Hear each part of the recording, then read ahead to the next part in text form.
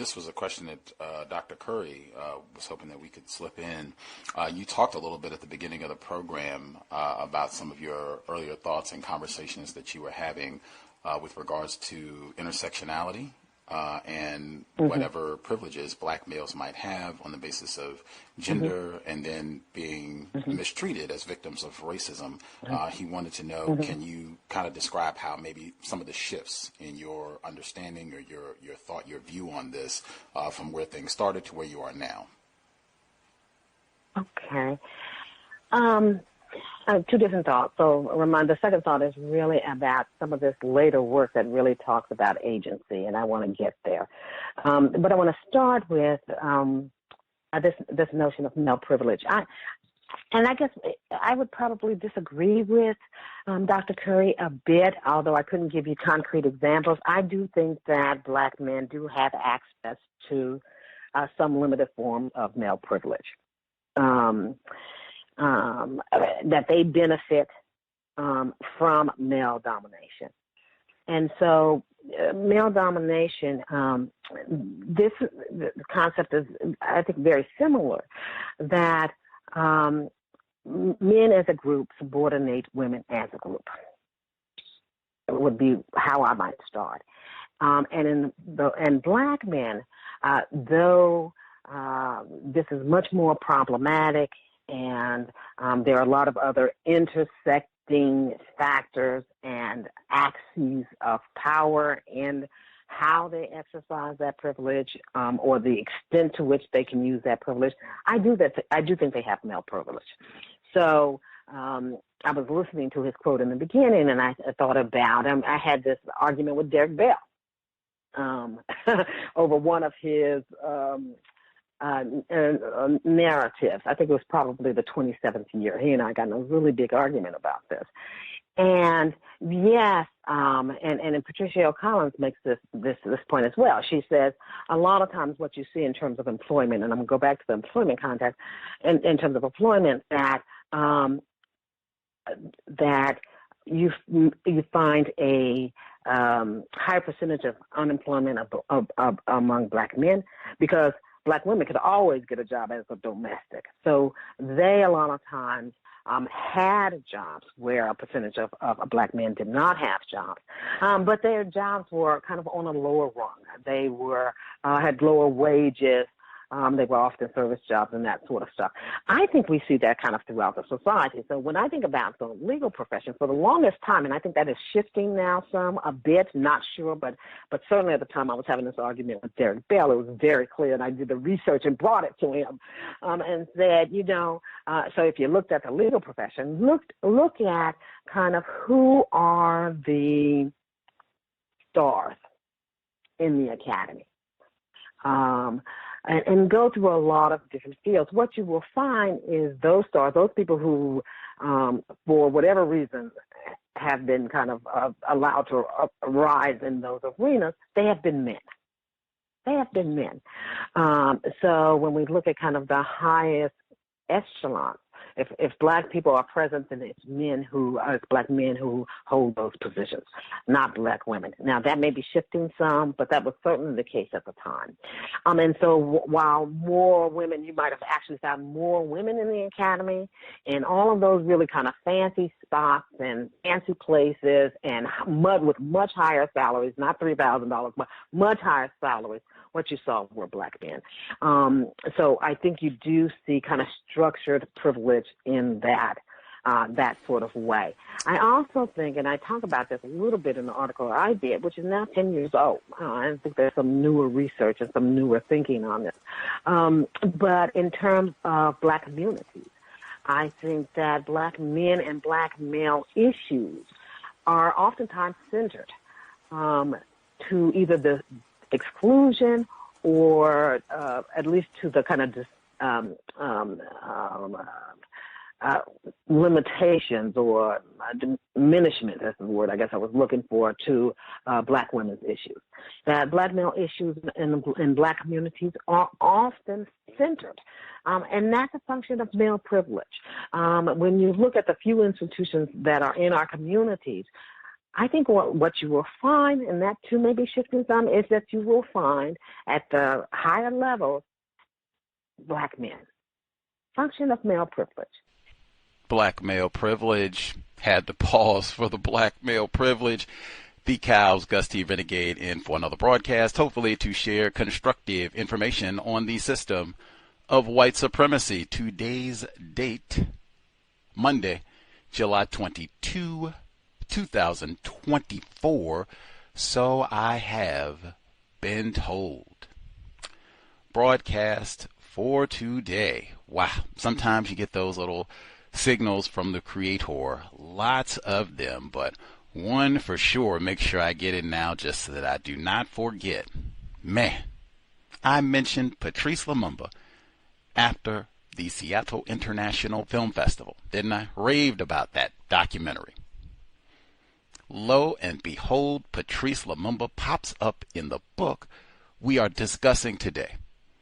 I said, wow, they are talking about Patrice Lumumba every day. It's like he is still with us. Long live Patrice Lumumba. I get an opportunity to plug again the only film I was looking forward to seeing at the beginning of the 2024 calendar year that I did see, surprisingly, twice at the Seattle International Film Festival. Whew, was excited to see it, and it exceeded all expectations. Soundtrack to a coup d'etat. What is that documentary film about, Gus T? Succinctly, that documentary is about how white people around the world orchestrated and lied about the assassination of Patrice Lumumba. Lots of receipts. Isn't that how the young people say it? When I say lots of receipts, like even the receipts where the white people called Patrice Lumumba a nigger before they killed him. Spectacular.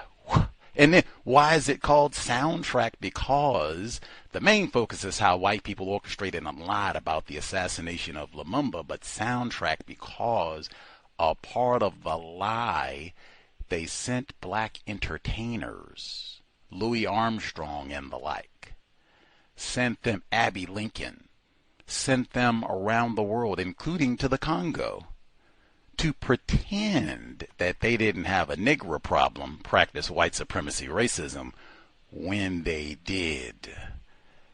Got the receipts on that too. It is spectacular. And it's coming, I think it's supposed to be for U.S. distribution sometime this autumn.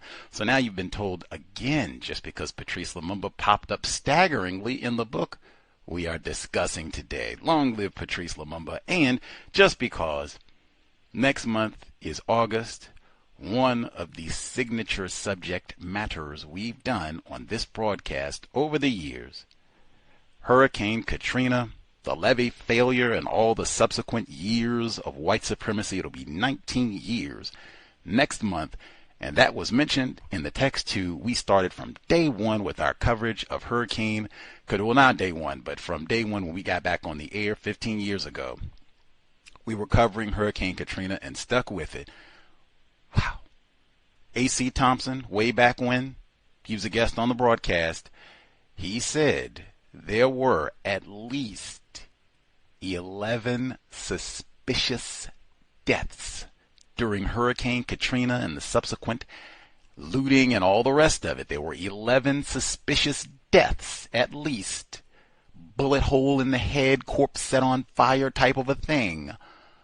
All 11 were the bodies of privileged black males who were probably looting and raping babies anyway, so maybe the world is better off without them.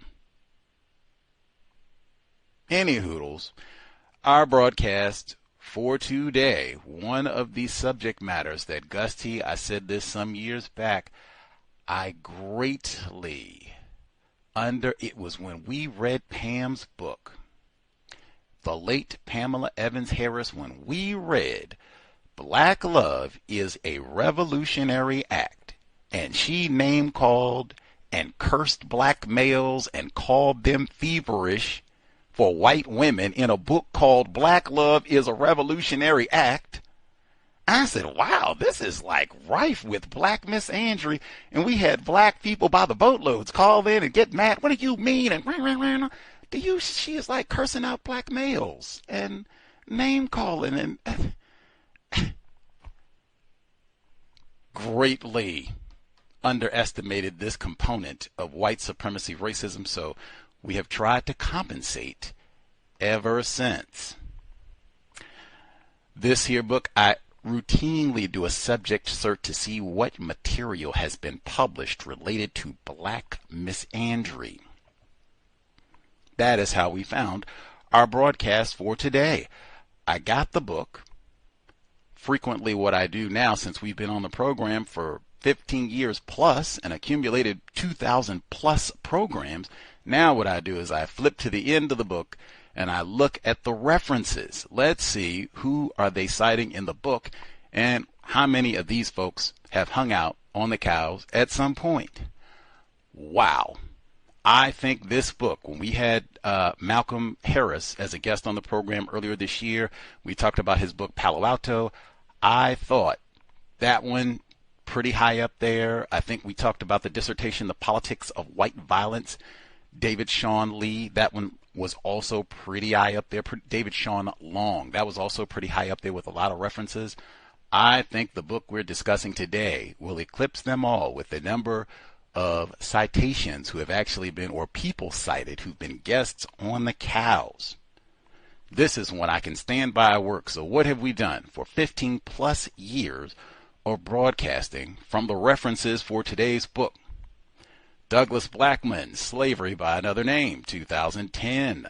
Dr. Sean Utsi, 2023. Dr. Joe Fegan, Suspected Racist, Two-Faced Racism, excellent book. Dr. Thomas A. Foster, Rethinking Rufus. Thomas A. Foster, Suspected Racist, really important work. Neely Fuller Jr., repeat guest. Dr. Gerald Horn. If I could even pause for one moment with Dr. Gerald Horn, repeat guest. Boxing and athletics is one of the fields listed for black male privilege. You all can get these old Muhammad Ali's and Mike Tyson and Floyd Mayweather, and they can go out and make millions or billions of dollars and get all this attention and endorsements and sleep with 50 billion women and all the rest of it there. You don't have black female. They don't let Serena Williams go put on gloves, or Muhammad Ali's daughter, Layla Ali. They don't get all that attention and endorsements and everything like Floyd Mayweather. That's what they said. We had Dr. Gerald Horn as a guest on the program one of those times to discuss his book, The Bitter Sweet Science, where he deconstructs the history of gangsterism, racism, white supremacy, and boxing. Man, I will challenge any of you to find me a half teaspoon of black male privilege anywhere in that. Matter of fact, let me dig down. Remember when we asked Dr. Gerald Horn, because he had a peculiar footnote in there about something homoerotic, rethinking Rufus, and I said, what is this footnote, Dr. Horn? And he told us on the air 2021, he said Howard Cosell sexually propositioned heavyweight champion Larry Holmes. I said, what? He put the footnote on it. Now, if that's black male privilege, you can have all that back. But The Bitter Sweet Science, continuing on the list. Man, signals from the Creator. Can you count how many times over the last week, really, at the beginning of the 2024 calendar year, how many times have I mentioned James H. Jones, Bad Blood, and Tuskegee? He was a guest on the program over a decade ago. I've mentioned it almost every week for a variety of different reasons. Peter Buxton did pass away last week. snitched, or I won't say snitched, blew the whistle on all this. Next, Dr. Nancy Krieger works at Harvard, Racism and Health, guest in 2009.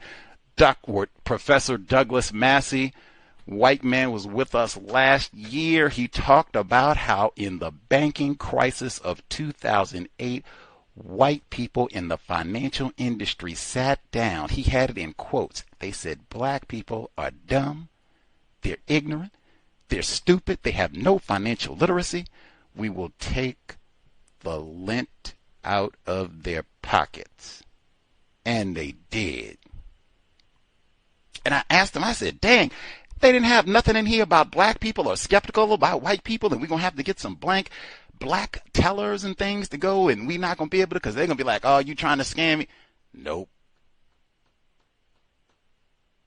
Whew, that was a painful, important one, but that was Douglas Massey last year. Dr. Peggy McIntosh, 2009, the invisible knapsack suspected racist. Dr. Peggy McIntosh, you heard Professor Athena Matua at the beginning of the program. That was from 2016.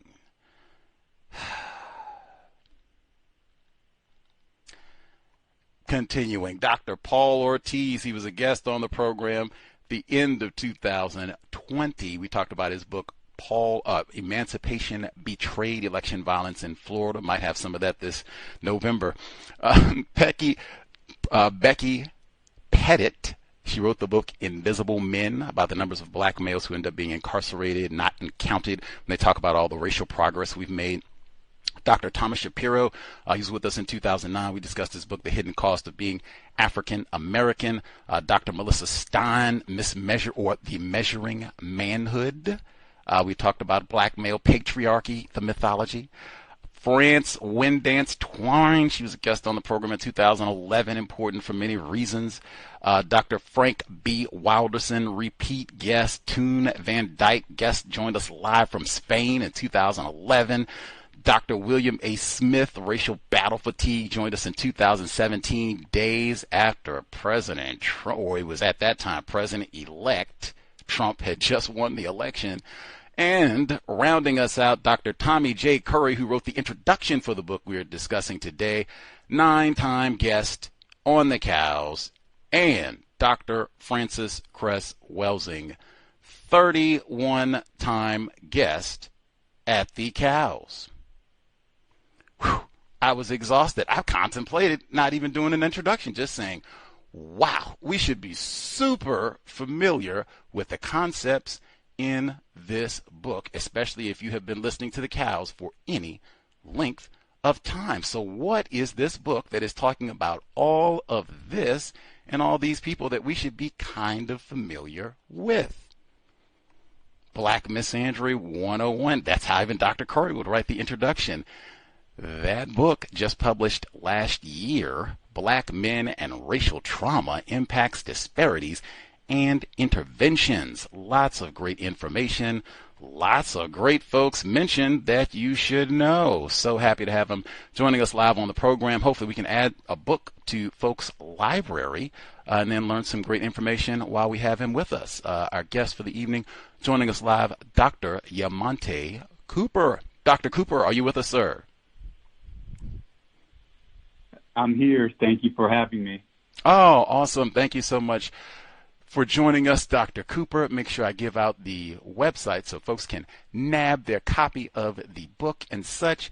The website, yamontecooper.com, spelled YAMONTECOOPER, Yamonte Cooper. Go to the website, get more information on our guest, and grab that book, especially if you are a privileged black male, have black sons, black males that you know and care about.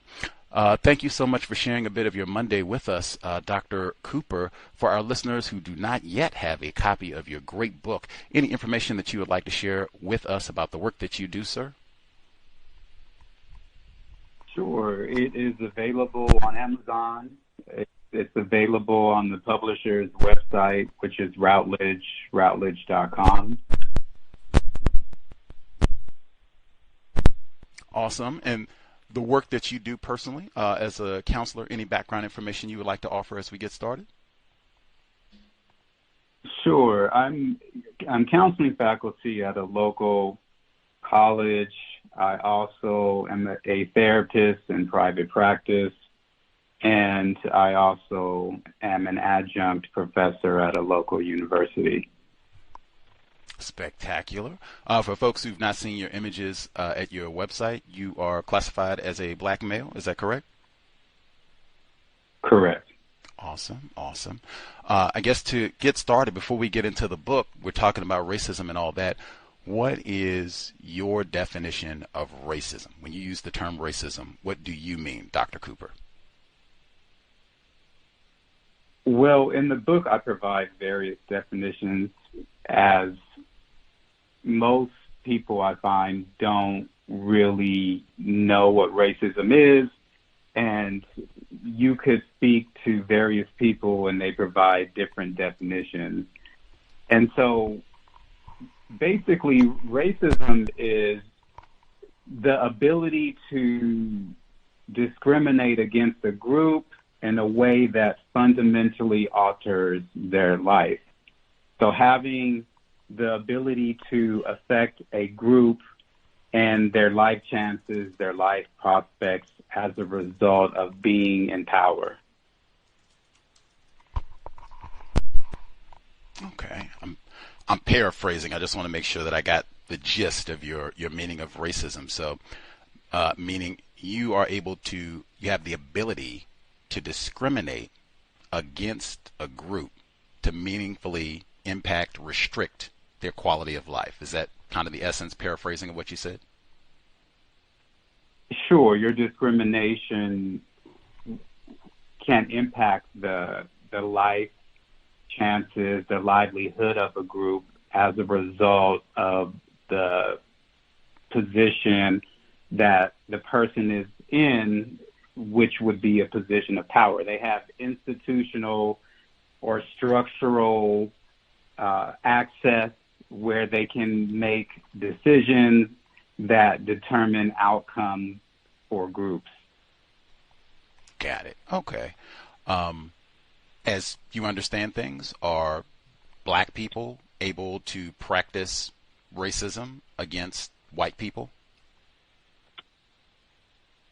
Black people don't have that ability because black people historically have not had institutional or structural power, but black people can be prejudiced.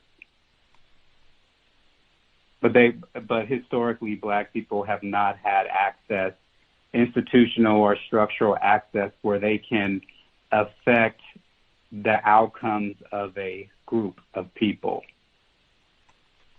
Got it.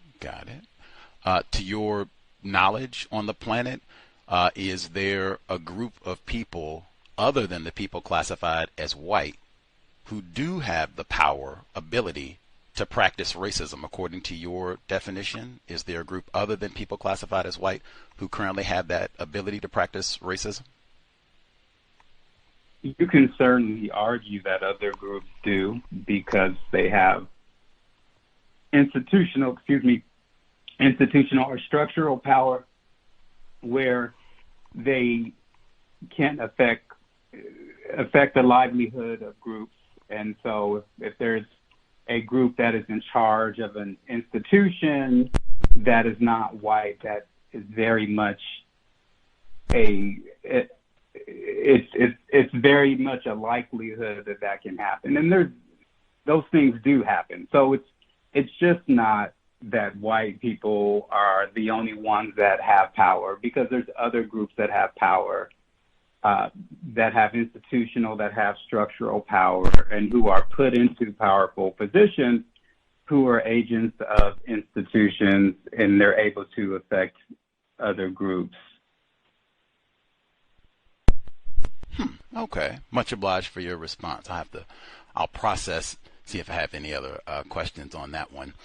Before I guess we get directly to the book, it seems, man, we were supposed to do this program last Monday, so it would have just been, oh wow, they attempted assassination of President Trump, Now Biden has even left the race, or isn't this? Yeah, left the race. President Biden is not even going to seek re-election. It seems obligatory to at least get a word. Do you have a thought on the momentous events that have been taking place this summer surrounding the presidential election?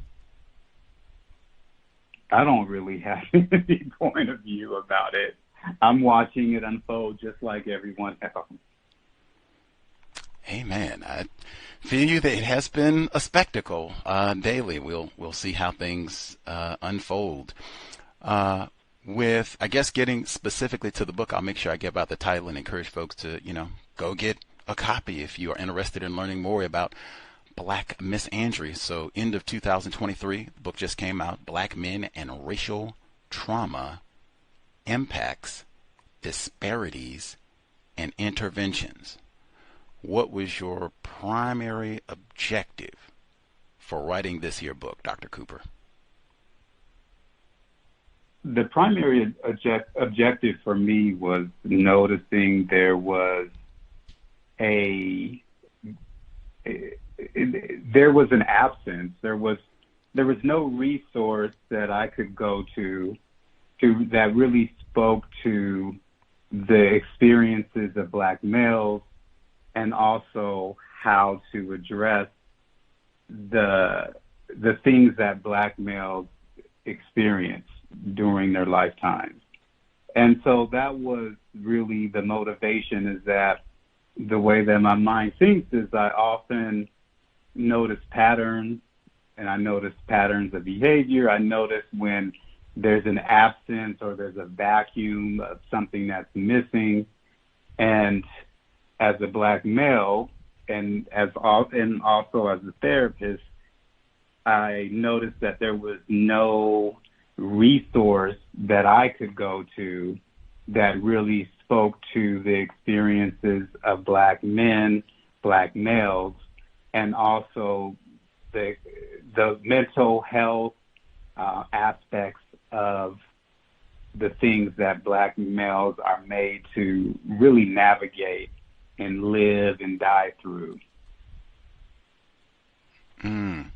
Fascinating.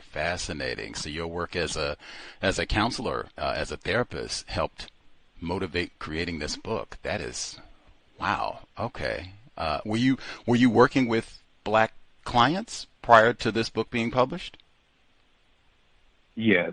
Wow. Okay. Were they voicing some of the issues that you talk about in your book, either employment or being thought of as a racist looter? Absolutely. And even my own experiences were motivation to really write the book. It was a combination of observation, my own life experiences, as well as my clinical practice that really was the motivation for me to write this book. Wow. Fascinating. Who was your intended audience for Black men and racial trauma? When I was writing this book, the primary people that I thought about were Black males, followed by Black people in general, followed by therapists. Like, make sure I heard that correct. So sitting down, plotting out, getting this book together, target audience, Black males specifically. Then we branch out a little bit more, Black people in total. And then we get, was it Black therapists or just therapists in general? Therapists in general. Therapists in general. Okay. Wow. Wow. I don't know that we've ever talked to someone in all these years where the primary audience for a book is Black. Like, what? Me? What? That is crazy. I'm a Black. You wrote this book for me. I'm a Black dude. I was supposed to read this? That is wild. It was intended for you, yes. That is wild. Well, okay. And even more so because it is you might be the first and only person that I can think of that, yes, I wrote a book.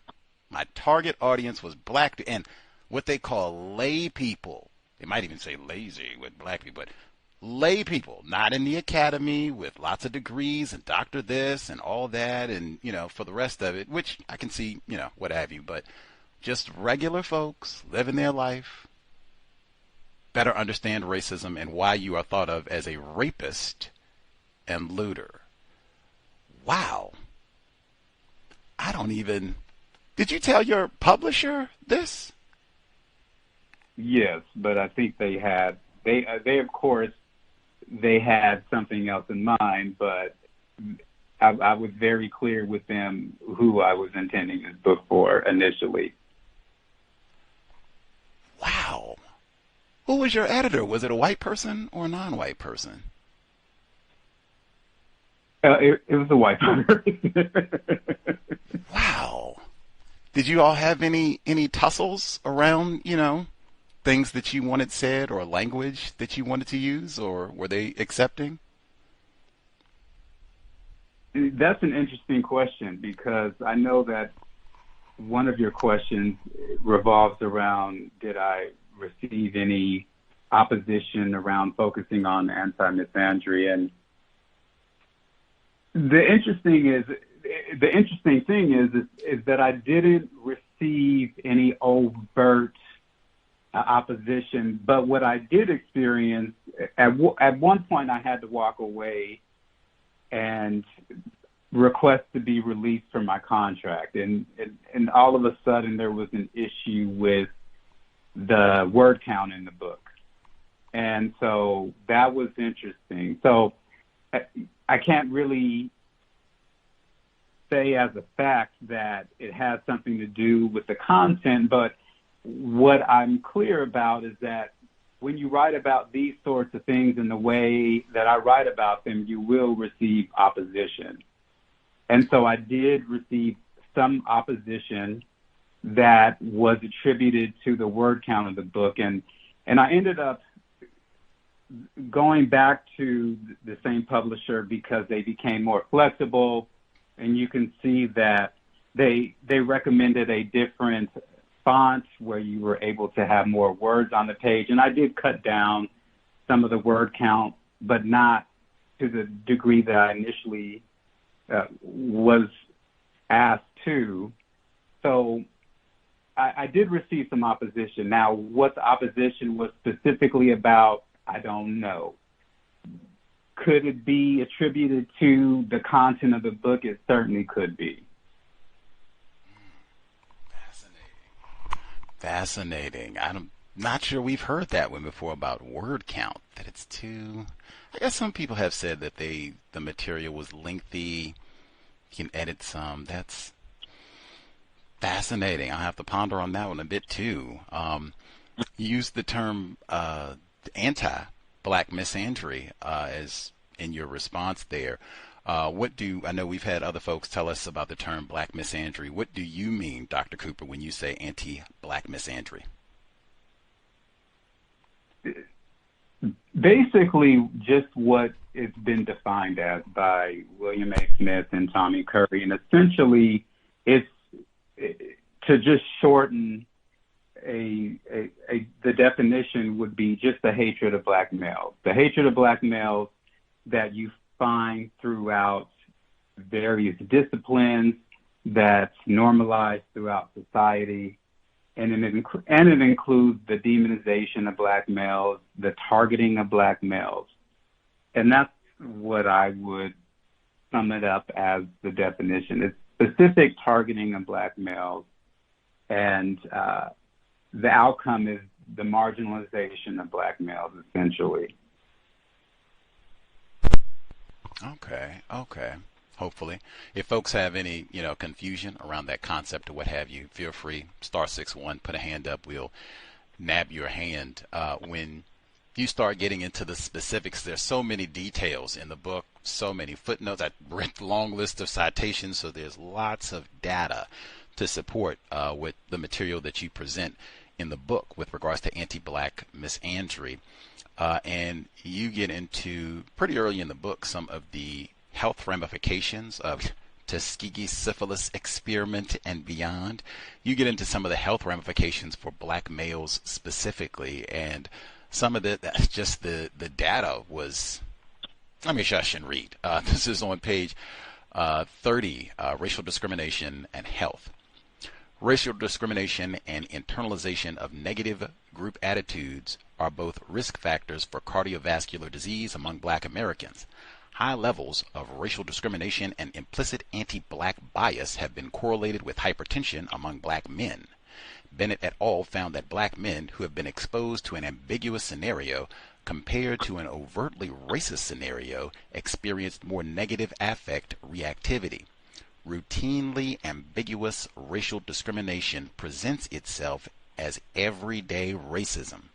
Che et al. Found a positive association between cardiovascular disease among black men who endorsed negative beliefs about black Americans, which also moderated the effect of racial discrimination. Black men who reported racial discrimination and disagreed with negative beliefs about black Americans were at a higher risk of cardiovascular disease. However, the risk of cardiovascular disease was greatest among black men who endorsed negative beliefs about black Americans and who reported not experiencing racial discrimination. Further, the combination of internalizing negative beliefs about black Americans and the absence of the reporting of racial discrimination are attributed to poor cardiovascular health. Black men experience unique social stressors and psychological challenges that may contribute to greater risk for developing cardiovascular disease. And I will stop there. There were a number of points where I was kind of staggered. That was one, like, wow, there are health ramifications for denying racism, not acknowledging racism, internalizing racism. Can you kind of just add a little emphasis for us, Dr. Cooper? Sure. So it's a lose-lose situation, right? And so you can ignore it. You can pretend like it doesn't exist. You can pretend like it doesn't affect you, and it will affect your health, and it will help expedite the process where you have a foot in the grave. And then if you have a clear sense of your black racial identity and you push back against anti-blackness or anti-black missandry, that process is lessened, but it still contributes to black male mortality rate. Lose situation.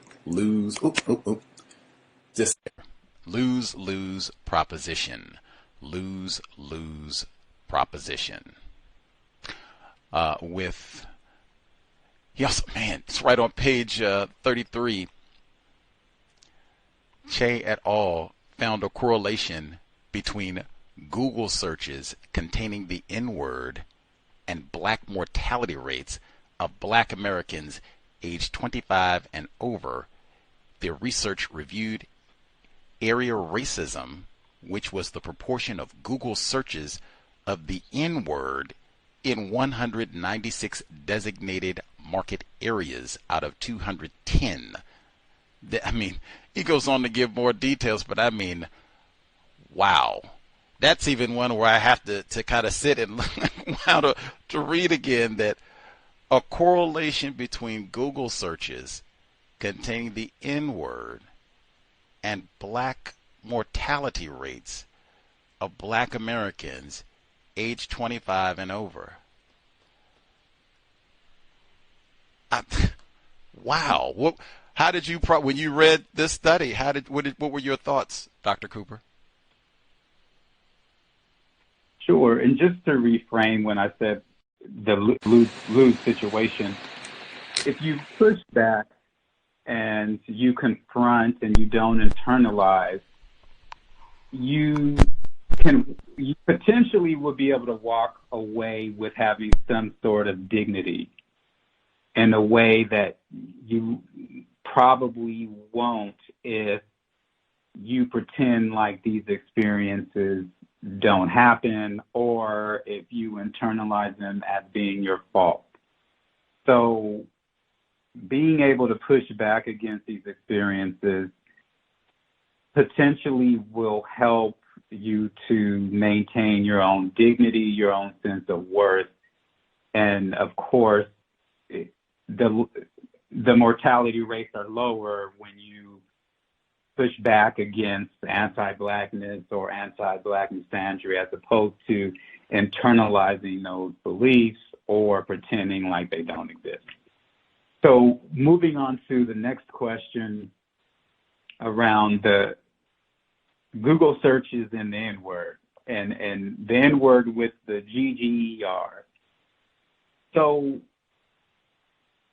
yes, these things are startling for many people because I believe people often don't think of the correlation of how would someone looking up the N-word correlate to the death rates of Black people. And it speaks to a preoccupation with Black people, number one, right? Like you're looking up Black people, but looking them up with the N-word, which is the dehumanizing word.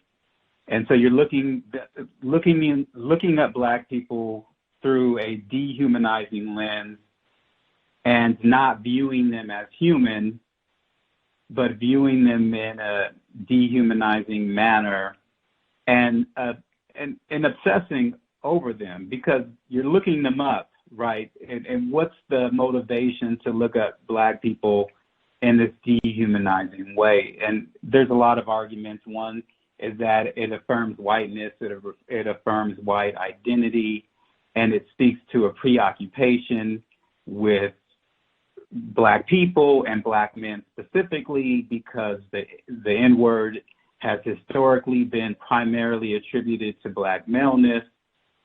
So that research specifically, there's a lot of dimensions to that research, and you can look at it from the preoccupation with affirming one's white identity and whiteness, and also with the dehumanization of Black people, and with the preoccupation of Black males, and then the likelihood that there's a certain level of anti-Black racial animus in these regions throughout the U.S., that there are these connections to the mortality rates of Black people. And this animus can show up in overt forms of anti-Blackness or what people call covert forms of anti-Blackness. Context of white supremacy. Our guest, Dr. Yamonte Cooper, hit the website to get the book, YamonteCooper.com. If I could rewind, I'm sure we have listeners who might have heard that last part and been taken aback or even offended. Maybe we got some Black feminists or feminist period listening, just like, what? Nigra is not gendered. The N-word, that is not gendered, that is not, there are plenty of Black females who have been called a nigger. There are plenty of transgender or gender nonconformists who have been called a nigger and all the rest of it. So how, Dr. Cooper, can you say that that word is somehow gendered or associated with Black maleness? Well, they're not looking up nigger. Right? So that's not what they're looking at. But often, those things, what you were saying, there's no disagreement with that. But historically, the N-word has been attributed to Black maleness. When you think about music and you think about hip hop music, when they're using the N-word, and of course it's a different spelling of it, but it's typically meant to identify a Black male, not a Black female. And so other expletives are used to describe Black females. So historically, it typically denotes Black maleness. Does it denote Black maleness every single time? No. But historically, it has been attributed to Black maleness. When white people think about Black people, what automatically populates their cognitions are thoughts of Black maleness, not Black femaleness. I'm laughing to keep from crying. Even in fact, two ways. I was thinking, one, we had two different guests, both white. Dr. Tyler Perry with an A. He was a guest on the program in 2020. We talked about how canines have been trained and used to enforce the system of white supremacy racism. And it just came out in his research and chatting with him that these dogs were trained to attack Black males. And I remember live time, I was resistant to even accepting that. It's like, there's no way that hound can look and tell the difference between Leroy and Asada, and I'm just supposed to get Leroy. Like, my brain was very resistant to even accepting. Then I heard it from another white woman. Sorry, Gus. Yes, it does seem there's some Black missandry with the training of racist dogs. And I even thought of it. That report from Ferguson, they were attacking Black boys with the dogs in 2014. This was prior to Michael Brown Jr. That was one. The other was with Hurricane Katrina and New Orleans in terms of Black males. Specific, what I just said with the corpses, it was 11. It was Black males that were killed explicitly, and it was justified because the looter, the rapist, even that right there, it was together. It was the looter, and you talk about that in the book, the Black male rapist. There's always some sexual threat that we got to. You generally don't think of Black females as a sexual threat, but Black males, like, whoa, we got to castrate. We can't have another Katrina here with all the man. Why? I guess I think it's important as well because you talk about in the book in terms of internalized racism, internalized anti-Black missandry. I would even dare say with so much, there's been so much promotion of feminism, and you got to be a feminist, and you got to be against sexism. Everybody. I would even dare say that especially if you're connected to the academy in the U.S., I don't know about other parts of the world, but certainly in the U.S., you might be trained and or required to endorse anti-Black misandry in your teaching and practice if you want to be tenured or to have a job. But just can you talk about that? Yes, you can be a Black male and have lots of anti-Black misandry views, carry them out in how you think about Black dudes too? Yes. It's interesting. I work out at a local gym. I'm here in LA, and there's a good number of Black males who work out at the gym. And a couple of them, two different times, I was having brief conversations with a couple of Black males who work out at the same gym. And one of the responses I received from one of them was that the experiences that, I'm paraphrasing, but essentially he said, I was talking to him about my book, and I think it had just came out. And I shared with him it just came out and the title and what it was about. And he had said something along the lines of that everything that happens to Black men, some of it is their own fault, something along those lines, and that they're partly responsible for their condition and their experiences. And then the other brother who I spoke to, he said something along the lines of that he doesn't endorse a victim mentality, and is my book about a victim mentality? And I said, well, I don't know what that means. And so these are examples of what I would consider to be internalized anti-blackness, anti-black missandry. And these were two black males. And so it was interesting because I'm having these conversations, and these are the automatic things that are coming out of their mouths.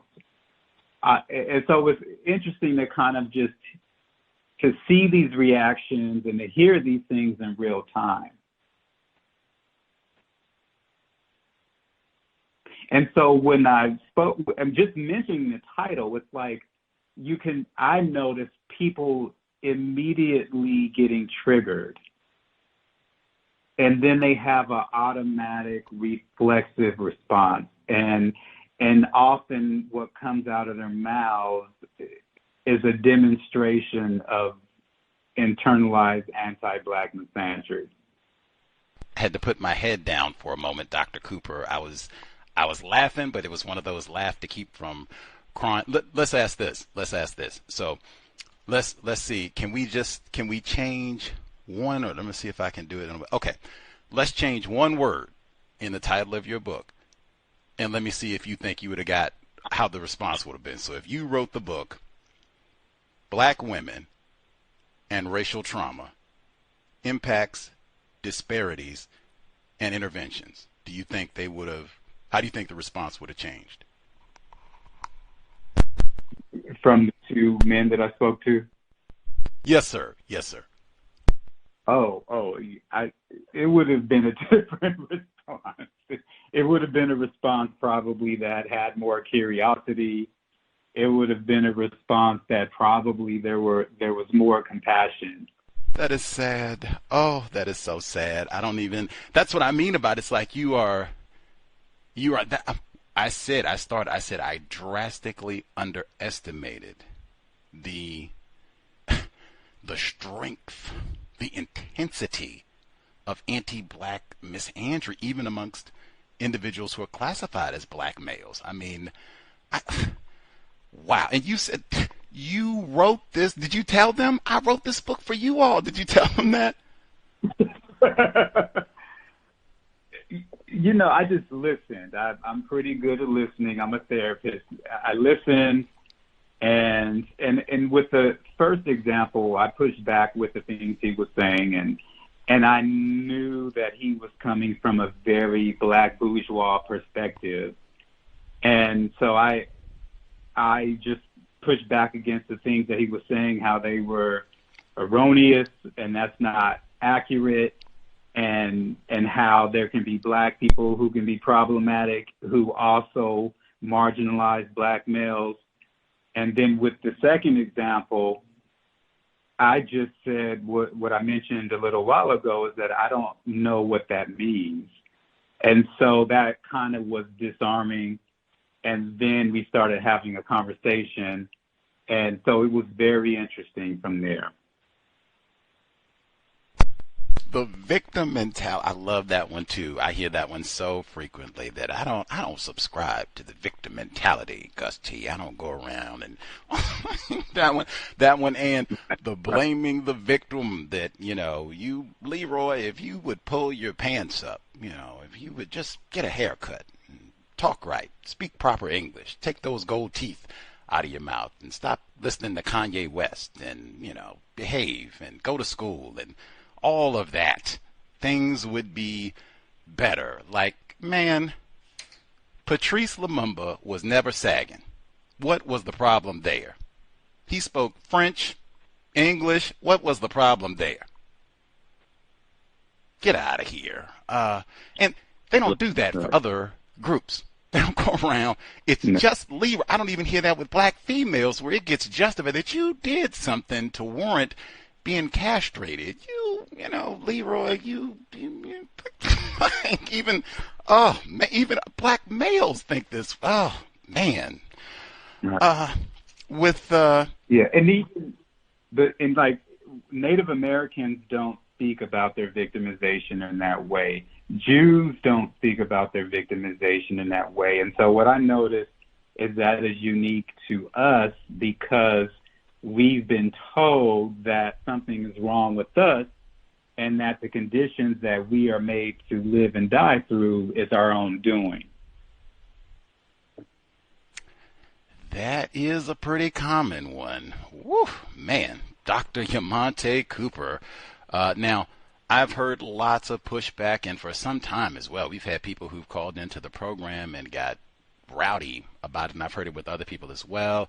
And, we have had lots of cases of black females. Daniel Holtzclaw, he was raping black females exclusively in Oklahoma, and this went on for a long time.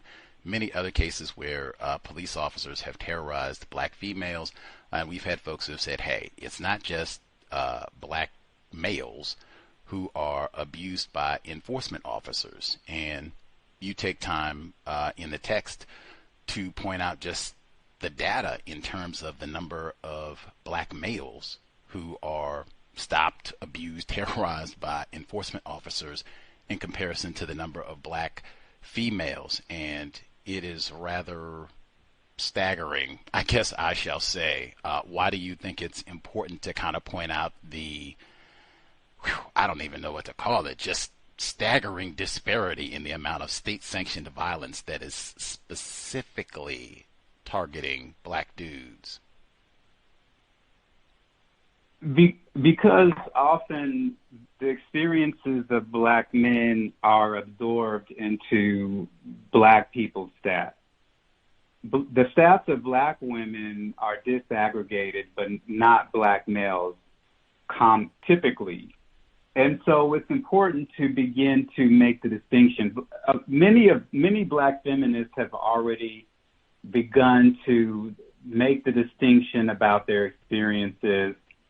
A lot of it is not empirically supported, but some of it is, but most of it is not. And so when you begin to really disaggregate the data when it comes to the experiences of black males, you see a stark difference that cannot be subsumed under black people. And you begin to see that black males are treated very differently, have very stark differences than black women. And black women who try to make the argument about them also having some of these experiences, no one is saying that they don't. They just don't have them to the degree that black males do. The experience, like when I pulled the data, and I believe I'm the first person that pulled this data when it comes to police killings from 2000 to 2021, it was 91% of black people that were killed by police officers were black men. And 8% were black women and 1% were black trans. And so we need to begin to look at and disaggregate the data to get a sense of our experiences, and there's overlap between our experiences, and then our experiences are vastly different. And so if you're a person where you endorse the Oppression Olympics and you think that black men speaking about their experiences will vanquish your experience, or if you constitute a whole identity based on black male condemnation, then you will have an issue with these numbers. And many of us have been socialized that our experiences are the same as black people, but they're not. And so it's important to begin to look at the data and disaggregate the data if we are to have robust interventions. The robust scholarship of Dr. Yamonte Cooper. So this is on page 84, The Carceral State and Black Men. He writes the results were independent of the race the these are results in terms of what he talked about, police targeting of black males, were independent of the race or sex of the officers. Research from Cabina et al. Revealed that when black men challenged, i.e. verbal resistance through questioning the police and challenging their authority out of suspicion of being targeted, the police, it proved to be harmful and resulted in the threat of or use of force, where black males were more likely to be handcuffed, arrested, experience police violence, i.e. assaulted or jailed. When black women challenged police, they were often let go without adverse outcome or, at the very worst, received a traffic ticket. In addition, they found black males to be more compliant than black females, who were more likely to question the police. I'm just skipping down a little bit. This is on 85. Police officers focus disproportionately on black men in all aspects of drug law enforcement, along with the practice of deliberately, I love that word with regards to racism, charging innocent defendants, victims, with fabricated crimes. The police domestically and armed forces internationally protect the way of life of those in power. The law functions to maintain the relative privilege and power of white people, thereby preserving racial hierarchy and reproducing social order. The use of terror is one of the primary means by which racial hierarchy is maintained, where state terror is disproportionately directed against black men with the intent of forcing them, us, into submission, while simultaneously reinforcing their inferior position. This legally sanctioned terror is perpetrated by the state's law enforcement and the justice system through public displays of violence and the threat of violence. Terror is primarily exercised through discrimination within the criminal justice system. Last part, the incarceration rate of black males in the U.S.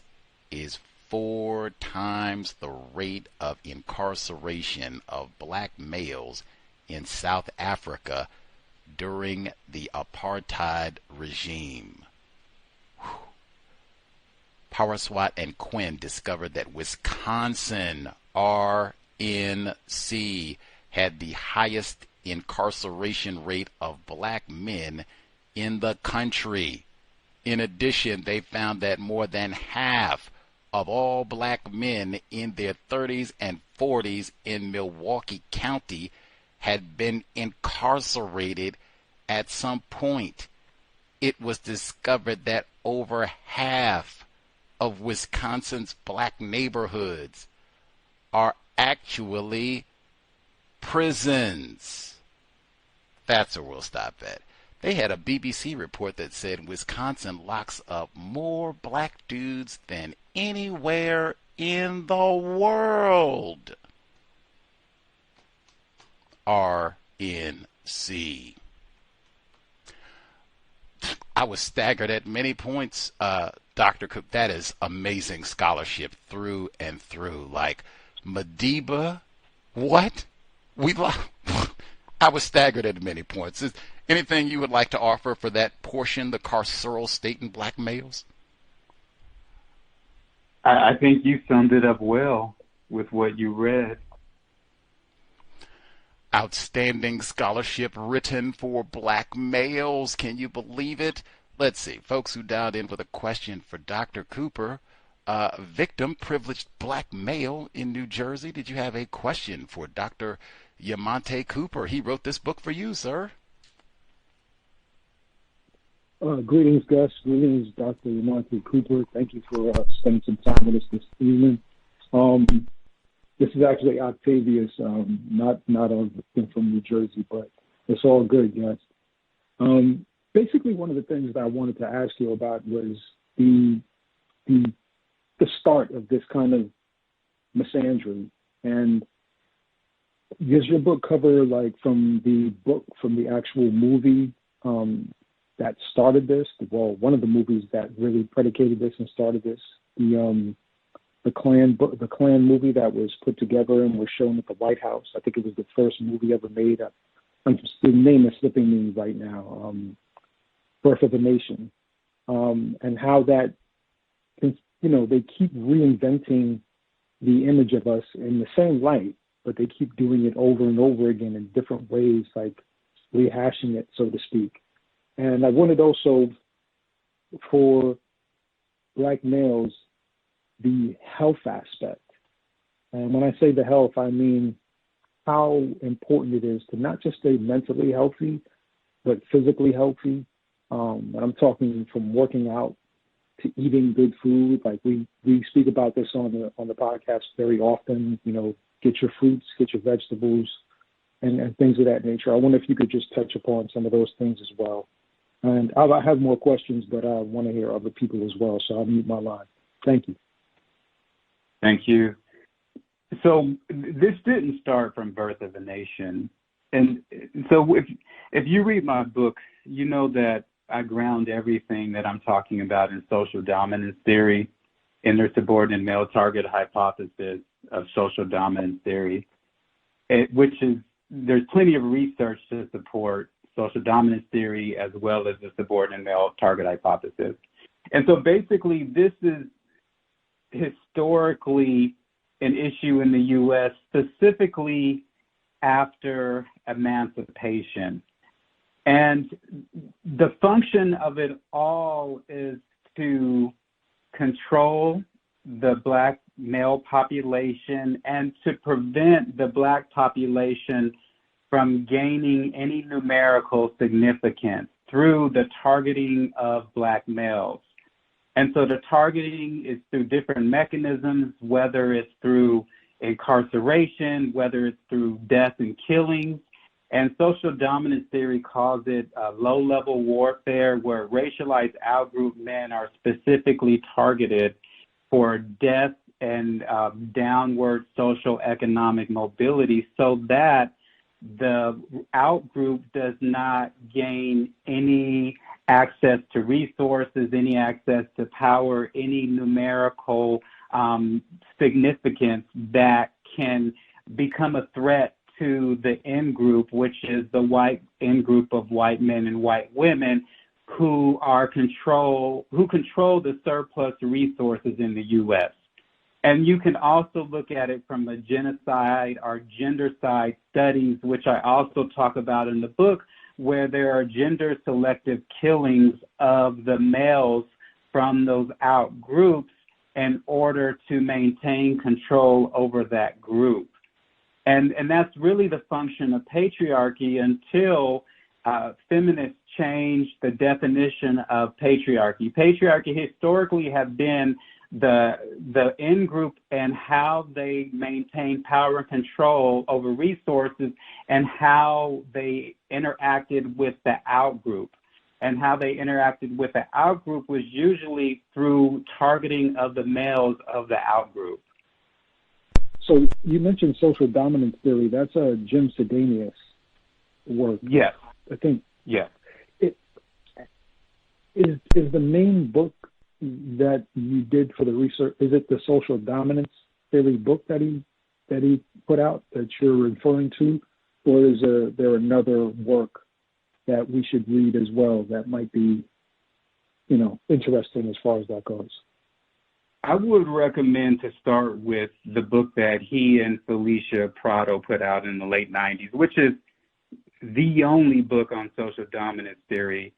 And then he and his students who went on to conduct their own research, they have tons of scholarship. And you can look at my citations and it will take you down that rabbit hole. I appreciate that. That's good to know that your book has that within it. And the other part I was asking was about the health aspect. And like I said, we speak about it pretty frequently on the show, just eating right, getting good sleep, and all those things. If you could just touch on that as well, as far as how important that is for Black males. Yeah, I mean, that's common sense, that you have to take care of your body through what you put in your body, through physical activity. But that's not the issue here of what I'm talking about. And so you can be healthy and eat all the right things and do all the exercising, the cardio and the weightlifting. You can do all of that, but that's not going to make anti-blackness or anti-black missandry go away. It potentially might be able to create a buffer and give you a little bit more longevity, but it's not the magic panacea. Very well stated. Gotcha, I understand. Much obliged. That was Octavius in New York, not victim in New Jersey. My apologies. And well stated.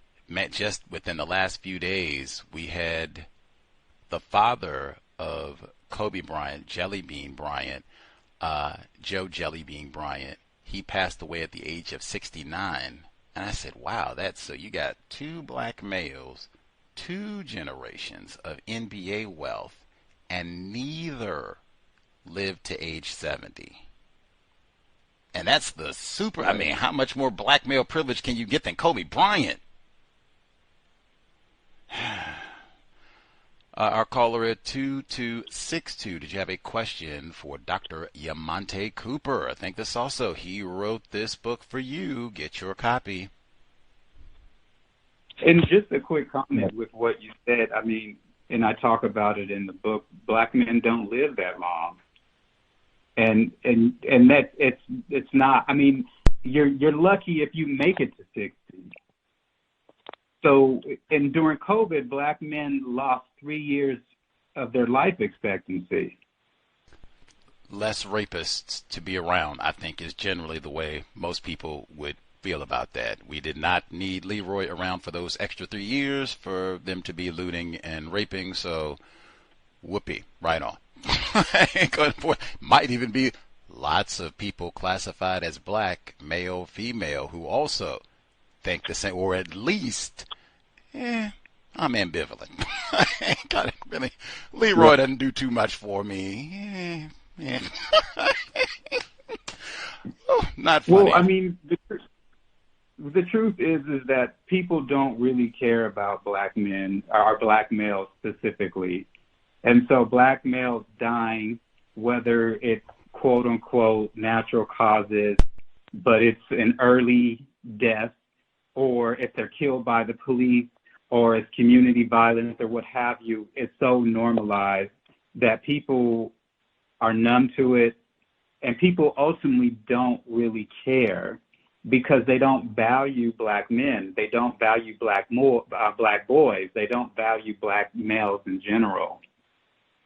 So with the low life expectancy, if these numbers were the same for white people, it would be a public health issue, and there would be interventions right away coming from the federal government. Nobody who will be I will have to pause this one time. I normally just say that and keep it moving, but the reason I say that is a sound clip from, they say this is one of the greatest movies ever made, Pulp Fiction. I'm skipping over that homoerotic scene where Ving Rhames gets raped by a white officer, enforcement official. I'm skipping over all that. Okay, we get to the end. Nobody who'll be missed. We talked about this with Dr. Martin Kevorkian and the significance of that phrase. They're taking a black male who they shot accidentally.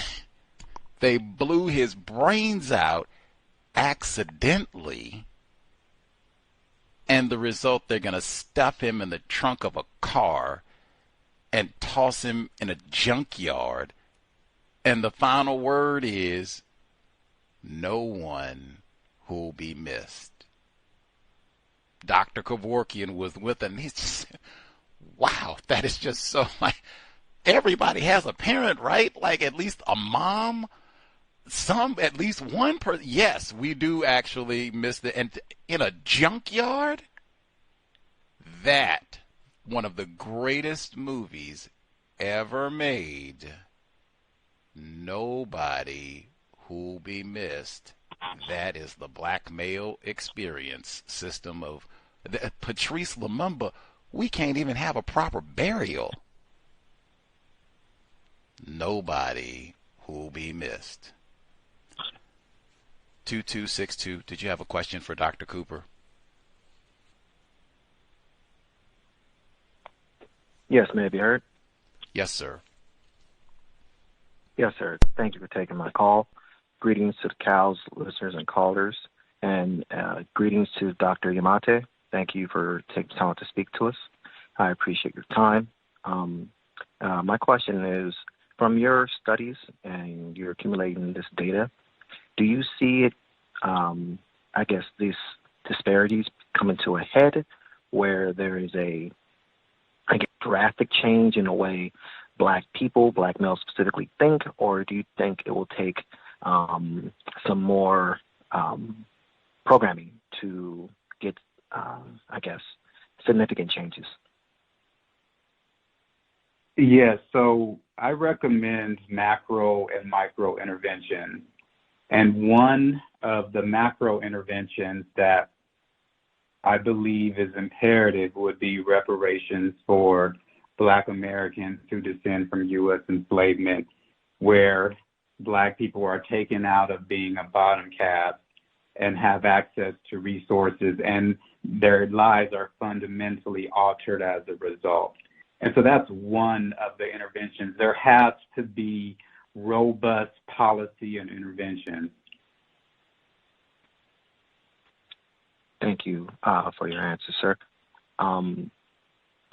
My next question is, what advice do you have for Black males who are potentially endeavoring in higher education, colleges?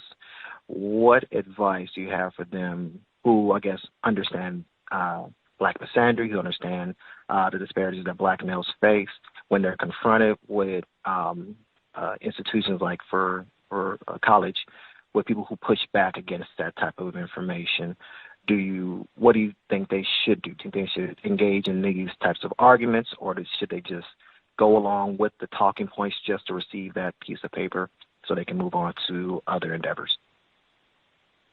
It depends, and it depends on the person and the context and the person's fortitude. So I would never tell someone to respond in a blanket way to those types of experiences. What I would say is that you have to be clear about what your values are and who you are. And so for me, I can't be in those types of spaces and not push back. Otherwise, there's like a part of me that dies. So I never was that person. So I could not be in any space where my being was being attacked or people were utilizing what is called legitimizing myths by social dominance theory and not say anything about it. People are often afraid. Many people want to be accepted. Many people don't want to rock the boat. Many people don't want to be outcast. And so you have to weigh all of that with who you are and figure out how far you're willing to go, or if you're willing to ingest it. I'm not willing to ingest it. So you have to kind of figure out your own way. But whatever you decide to do, you need to have a community outside of all of that that supports you, that you feel seen, heard, and accepted by, and that gets you, that understands you, and that you can go to and feel safe with. Yes, sir. Thank you for your response, and I appreciate that greatly. This has been my last question.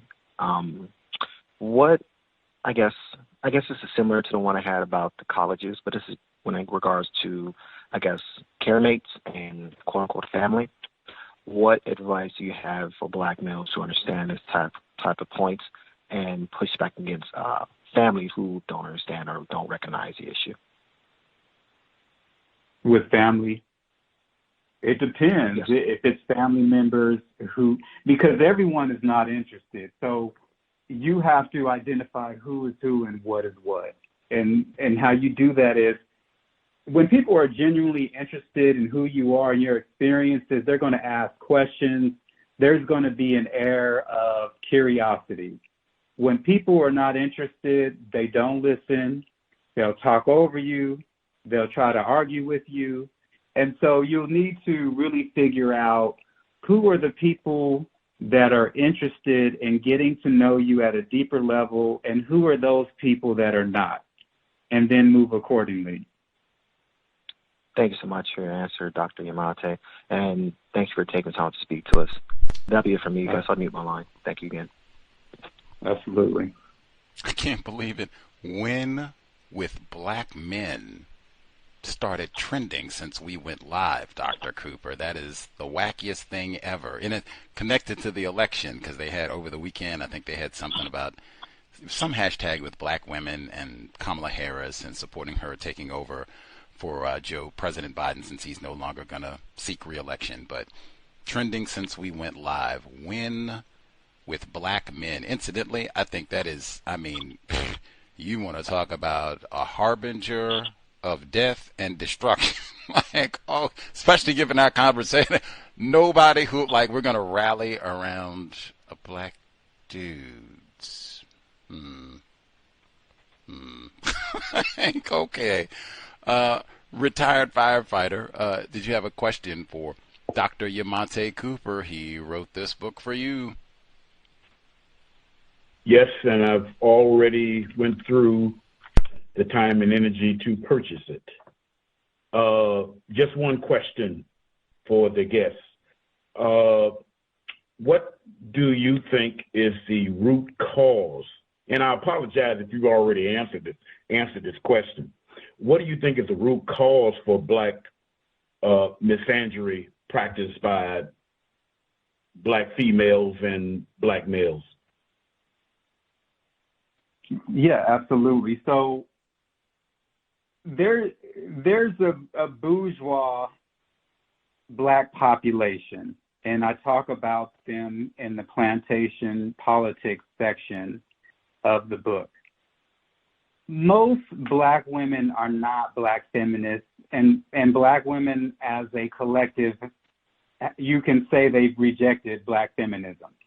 When you find like black feminist thought and these sorts of thoughts, you find them among bourgeois, middle class, highly educated populations. And so they tend to be in the academy, they tend to have been formally educated, and they have these ideas. And many of them are very prominent on social media. So you have to really be able to situate who is saying who is saying what, and again, who is who and what is what.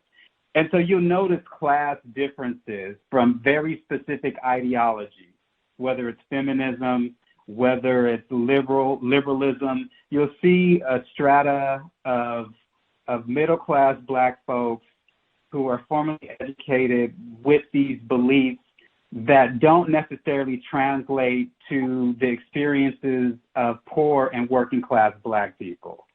So you have to be clear about where this is coming from. Just like some research that came out with black couples and internalized stereotypes, and the research found that the population that primarily harbored stereotypes of black males and young black women who were not formally educated were formally educated black women who were older, formally educated black women. So you have to begin to identify the populations that are promoting these certain beliefs, and often they're bourgeois, elite black people who are promoting these specific beliefs. So really begin to identify, like, where are these ideas coming from? Who are the people that are promoting these ideas? Do these ideas specifically translate to working class and poor black people? And that's really the litmus test that I look at with various ideologies. When I hear people talking, I can really pick up early on the ideology that they're speaking from and their talking points. And I've become very clear, and I've been able to discern and have that ability because of my own research. And so again, I say all that to say that you have these groups who are wanting to be rewarded by white America. They want to be promoted. They want material and symbolic rewards from white America, and they know what they need to do to be rewarded. And so what they need to do is they need to denigrate black males in order to be rewarded by white America and to be promoted, to be given position, to be given symbolism. And so many of these groups have been put in charge as a managerial class of poor and working class black people. Poor and working class black males and females are the antithesis of model minorities, where these bourgeois black folks are made into model minorities. Mm-hmm. And they don't care about selling out black people. They don't care that black people are marginalized, are poor and working class black people are marginalized, are suffering, are trying to survive. They don't care about any of that. What they want is they want material and symbolic rewards, and they want to be propped up. Okay. So do you think that a visible sign of this issue, this problem, would be black males and females associating with white males, or just white people for the most part in general, and not black males? I'm not understanding your question. I'm just talking about from a external point of view, as far as this particular person or persons who are practicing black missandry. A outward sign would be, this is a question, would the outward sign of it would be that black person, male or female, associations with for the most part, a whole lot of white people and not black males? You're asking me what would be, like, how you would be able to identify if someone was practicing anti-black misandry?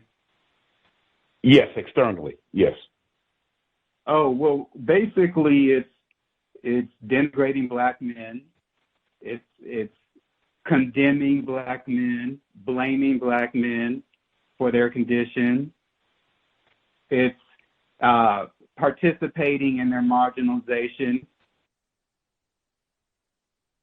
intentionally advocating for black men to have good jobs and to be employed, to be able to provide for their families, making sure that they prevent those sorts of things from happening. And how they do that is they don't say, I don't want black men to be employed, or that black men shouldn't have good jobs or have a decent income. What they'll say is that black men are dangerous, or that they're patriarchs, or that they're rapists, or that they're criminals, or that they're thugs, or that something is inherently wrong with them, and that they're at fault for their condition. So they're not going to advocate, well, some of them will, but it usually won't be like an overt adversarial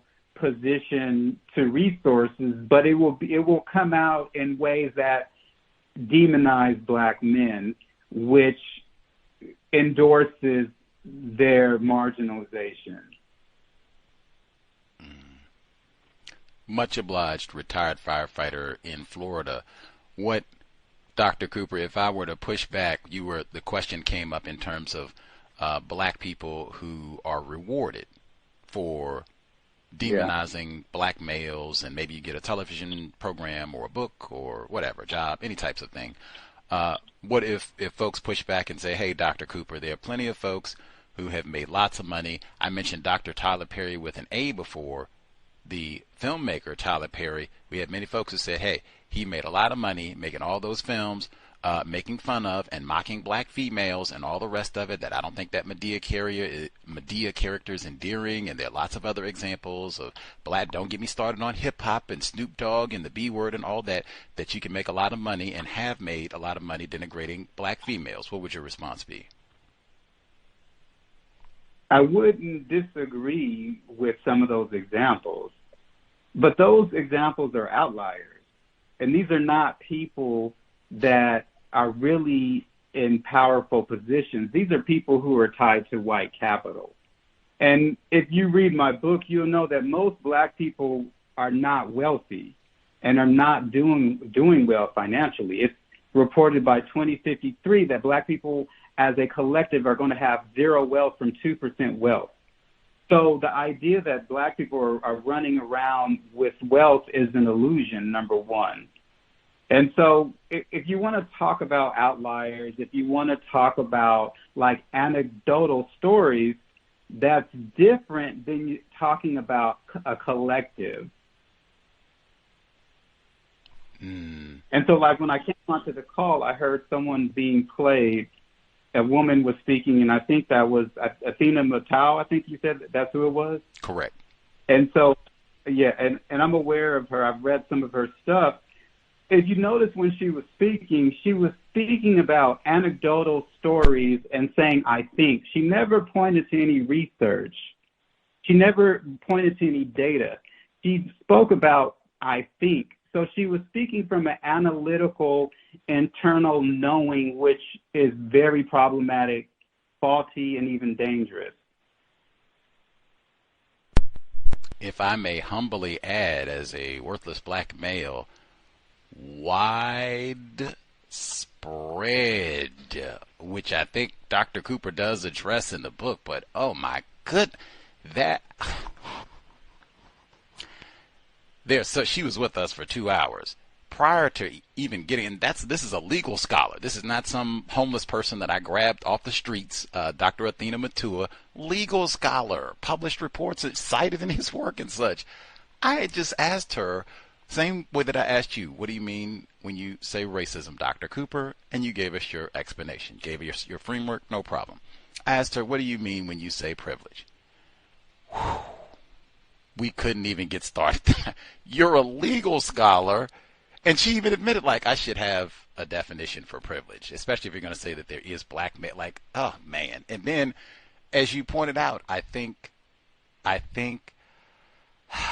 this, man, that is so common. There's not even any data.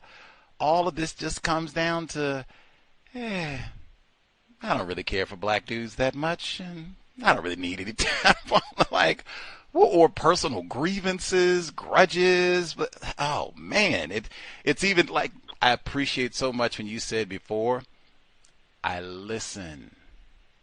Now, is this person just interrupting me, which hopefully we have done? Is this person just trying to talk over and they just want to argue and name call, or are they sincerely interested in learning? That is so important, because frequently what I found with black dudes, no, we do not care what you think. We don't want to hear what you have to say. Like, none of that. Even with other black dudes, like, it is just argue, and especially if we want to talk about black male issues.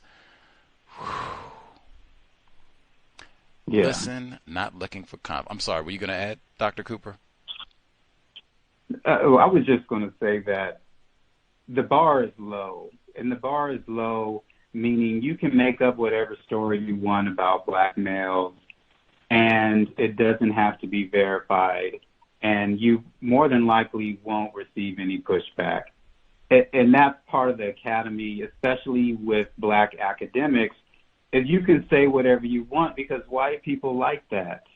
And white people, they might do that, but it's safer if another black person does that than they do that.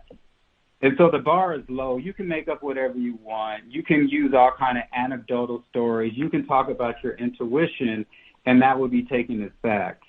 And that's very dangerous. And the second part of what you just spoke to was that, there's a lot of Black people who think that they get it and they know it because they're Black and they've had experiences with racism.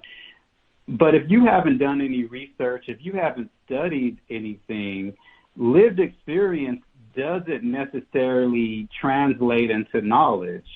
And often knowledge is interpreted through socialization.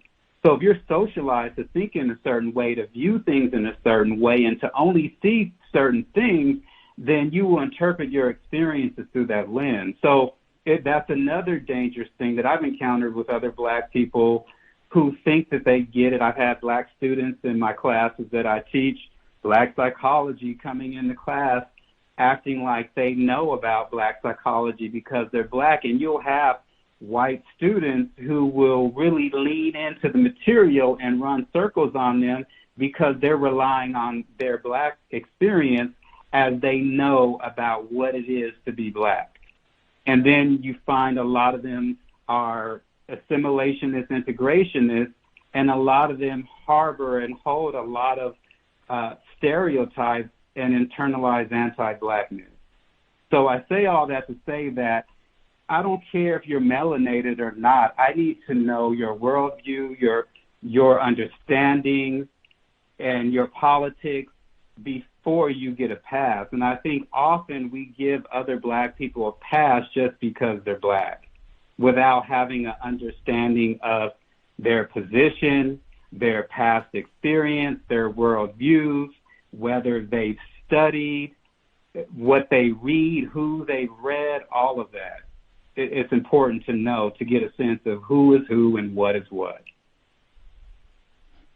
I think he used the famous phrase, all skin folk ain't kinfolk, in the text briefly, which for sure, sadly. The term Uncle Tom is used in the text. I guess I'll give context. It is important to note that Black celebrity worship, e.g. digital blackface, does not equate to the absence of anti-Black racism among fans. According to Eldridge Cleaver, Black leaders are decimated while the images of Uncle Toms and celebrities, entertainers, and athletes from the apolitical world of sports and the performing arts are inflated by the mass media, who is able to channel and control the aspirations and goals of the Black masses. When you use the term Uncle Toms, what do you mean? And specifically, what does an individual who is a Uncle Tom, what do they do that is different from all the other non-white people victims of racism? Uncle Toms sell out Black people, essentially, and they embody and hold white views. And that's what I would say essentially is an Uncle Tom. And so in that section of Plantation Politics, I talk about Black celebrities. I talk about Black politicians and how they are used to keep Black people in bondage through gimmicks and zombie ideologies and these mechanisms of containment so that poor and working class Black people don't revolt. And so they're used in ways that you can also, it's obviously it's containment and pacifying tactics, right? Making it look like Black people have power, making it look like Black people are wealthy, but it also can be considered soft counterinsurgent techniques. And so you have more of counterinsurgency theories that are beginning to come out. And so you can look at Black celebrities. You mentioned some of them who are problematic, Black politicians who are problematic. And essentially their role is to keep white America in business by any means necessary. Fascinating. And I totally agree. There's the racial showcasing and making it look like Black people are in charge, especially if there's going to be something racist. make sure we get a black person up there, so that it can't be racist because we got black people right there, so that's not what's happening here. That type of wide spread. Get to say that one again.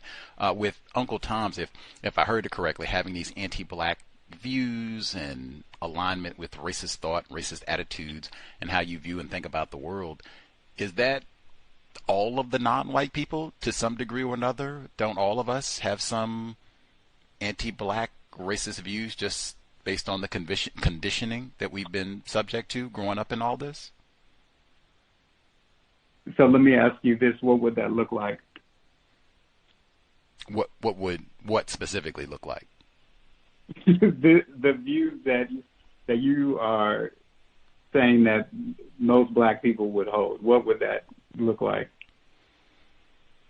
If everybody, all of us, everyone who is a non-white, and when I say all of the people who are not white, that would be everybody if they're classified as black or so-called Asian, everybody who's classified as not white, if they all harbor some anti-black views, worship of white people, if that's true for everybody, that would mean everybody who is a victim of white supremacy racism is an Uncle Tom. That's what that, if just following the lie, if that's true, do you think that's accurate though? Like with the different studies and such that they've had, that not all individuals who are subject to white supremacy racism, they have some of those racist stereotypes, have some of those racist views that they think or act out and what have you, just being exposed to all of this content, racist content? I have never seen a research study that would come to that conclusion. So I would say that no, that is not likely accurate. And there's no research that I've ever seen that would endorse such an idea. Now, if you look at racial identity development, initially a person might have what is called an externalized racial identity, which means that their identity is formed by outside sources, society, socialization, what have you, before it becomes an internalized identity, meaning they begin to claim their blackness and their connection to other black people. I would say that everyone has these ideas and that people are walking around being an Uncle Tom. Some of the central features of being an Uncle Tom would be really an attachment to capitalism and integration and assimilation, which social dominance theory calls hierarchy-enhancing ideology. This belief that you are supposed to assimilate into white America, and that is the goal, and that white America is the prize that you should strive for, is assimilating into that. And so those are some of the hallmarks, is believing in hierarchy-enhancing ideology, which is an attachment to capitalism, the white corporate American capitalist structure, and integration and assimilation. And the majority of people, I would say, no, that's not accurate, that people endorse that that's the way to be. People who would be considered Uncle Toms would be the individuals who would embody that. And you can see that through zombie ideologies of bootstrap theory, self-empowerment, positive thinking, these tired ideologies that these specific groups often regurgitate and black capitalism. Like, we need to support more black businesses, but they never advocate for collective uplift. It's always about self-interest through gamemanship. Much obliged for concepts are really important. That's something that we pay a lot of attention to on this broadcast. Thank you for indulging me, Dr. Cooper. Or I guess you did say, and I think correctly, so we've been talking so much about evidence and not just basing things, well, I kind of think, and, I got a hunch, Dr. Cooper. Like, we don't want to be doing that. But there is a multi-billion-dollar skin bleaching cream that is worldwide. That's, the Caribbean, so-called Asian companies, long legacy of that right here in the States and what have you, seems to be a globe. We've had folks on the program from around the world who've pointed this out. Wow, you want to talk about a product of white supremacy, racism, skin bleaching, and then the same with the hair products and all of that, searching for the white ideals of beauty. That's the type of thing that I look at as evidence that, wow, in terms of non-white people harboring, internalizing these racist views about black people and beauty standards and how we think about the way, even what you just said in terms of striving for hierarchy. I think for a lot of people, that skin bleaching, that is striving for hierarchy, or don't marry anyone darker than you, the brown paper bag test, and that is striving for hierarchy, and hair straightening and all of that, which is, billions around the world. That's the sort of thing that I point at when I say if the definition of Uncle Tom is harboring those views based on the skin bleaching industry, wow, there are lots and lots of Uncle Toms who are not on TV and such. They're just trying to, I think, escape being a victim of racism. But I did want to ask about, I guess it's related. Do you think, Dr. Cooper, that a lot of people who are poor black people, the folks that you're talking about, I totally get the logic in terms of if you are a black person who's been allowed to have a few more coins and such, you've been able to go to school, and limited number, you make so much crippling data about the financial impact of white supremacy racism. But do you think a lot of poor black people who don't even have those resources, do you think a lot of them, males and females, do you think a lot of them still harbor a lot of these anti-black misandric views? Well, sure, absolutely. Historically, though, poor and working class black people have been the more radical of the black population. And so, yes, absolutely, poor and working class black people can believe anti-black and harbor anti-black attitudes and beliefs and misandry and all of that. Yes, absolutely. Poor and working class black people are not immune. Okay. But what happens is when it comes to middle class black people, typically have been assimilated, and then you have the creature comforts that come with assimilation and having a decent income, if you will, and so those things tend to de-radicalize populations and promote those populations, promote the idea of the importance of assimilation with those populations. So those populations are not going to be the more radical, forward-thinking populations in the black community. And like when you talk about racism and white supremacy and so forth, you also have like black immigrants in these ways, and a lot of them are very highly educated and come from wealth in the U.S. and promote anti-blackness. And so a lot of these ideas are tenuous because when you think about black people in the U.S. who descend from U.S. enslavement, they also experience anti-blackness from black immigrants who are the majority at Ivy League universities such as Harvard. And then also you have biracial people who are propped up as spokespersons for black people as well, who promote anti-blackness.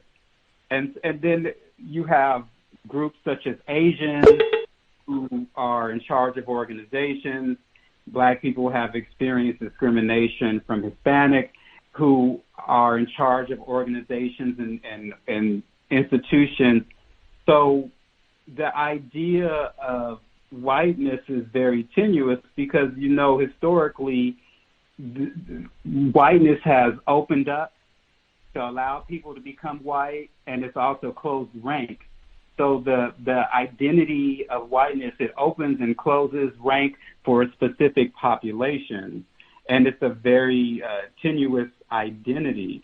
But when you speak about black people in the U.S., when you speak about Black people who descend from U.S. enslavement specifically, we're talking about lineage, we're talking about a bottom caste group. And not just Black myself. My fault. Didn't mean to cut you there. Bottom of the boat, Oh, bottom okay. class people. Absolutely. Back of the bus, bottom of the boat. Absolutely. And I do like a creature comfort or so. Absolutely. Hey, get a comfortable little snazzy ride and all of that. I can see how let's not, what do they say? They don't rock the boat. Hey, let's, it's comfortable. We'll behave and let's just go along with things. Before we lose all our time with you, I wanted to make sure I asked that there's really great research in the text. You all should make sure you nab your copy. Black Men and Racial Trauma Impacts, Disparities, and Interventions, written primarily for black dudes. How about that? His writing about this phrase. Words are so important. We spent that time investigating different phrases. Racism, Uncle Tom, what does that mean? All of that. Wow. He writes, this is a little bit later in the text, The Carceral State and Black Men, page 88. The media constructs, traffics, and capitalizes on black male pathology. An ideological link has been established between crime and young black males that contributes to negative affect directed towards black men. Barlow found that Time and Newsweek began to produce cover stories in the mid to late 1960s that portrayed crime as primarily a problem of urban black Americans. The August 1964 Newsweek cover story on black violence in Harlem began a barrage of cover stories on crime and black riots, uprisings from 1964 through 1968, which assisted in forging the symbolic connection between young black males and crime for years to come.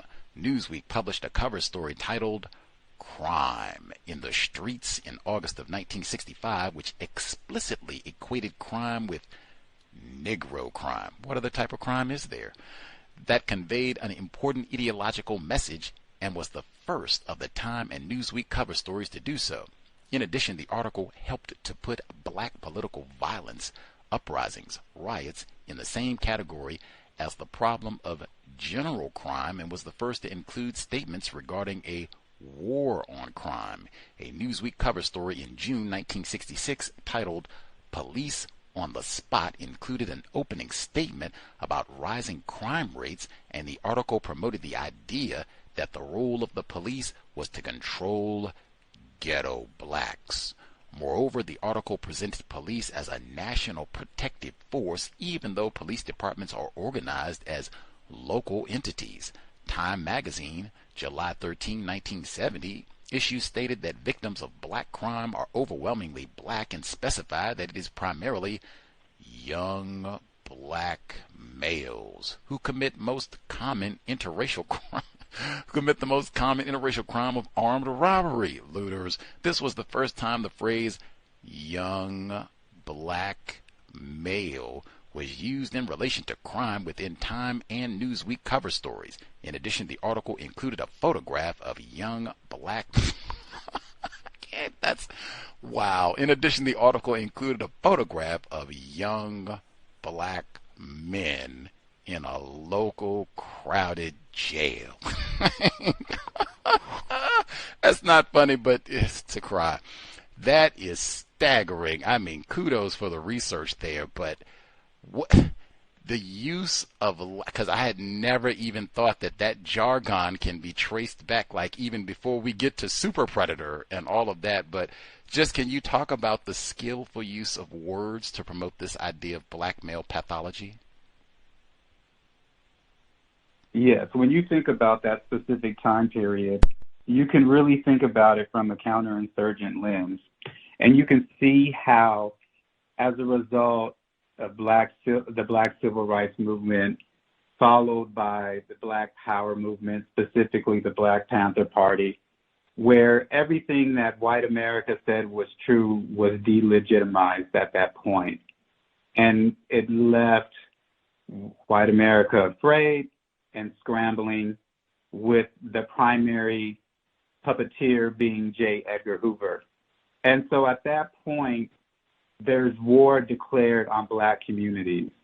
And these are all the manifestations of what that looked like, whether it's the news media, whether it's the medical establishment, the pharmaceutical industry, psychiatrists, whether it's the militarization of law enforcement, whether it's hyper-incarceration, whether it is terrorism directed at Black Power group, the Black Panther Party specifically. You could see that this is a concerted effort to target Black communities and to declare war on them as a result of these movements and uprisings that happened during this time. And with what you read from specifically, it is thought that the part that you're speaking to is the media, and the media forging the Black male, the Black criminal with Black maleness specifically. And it's believed, young Black male with Black criminality specifically, forging those connections through print media.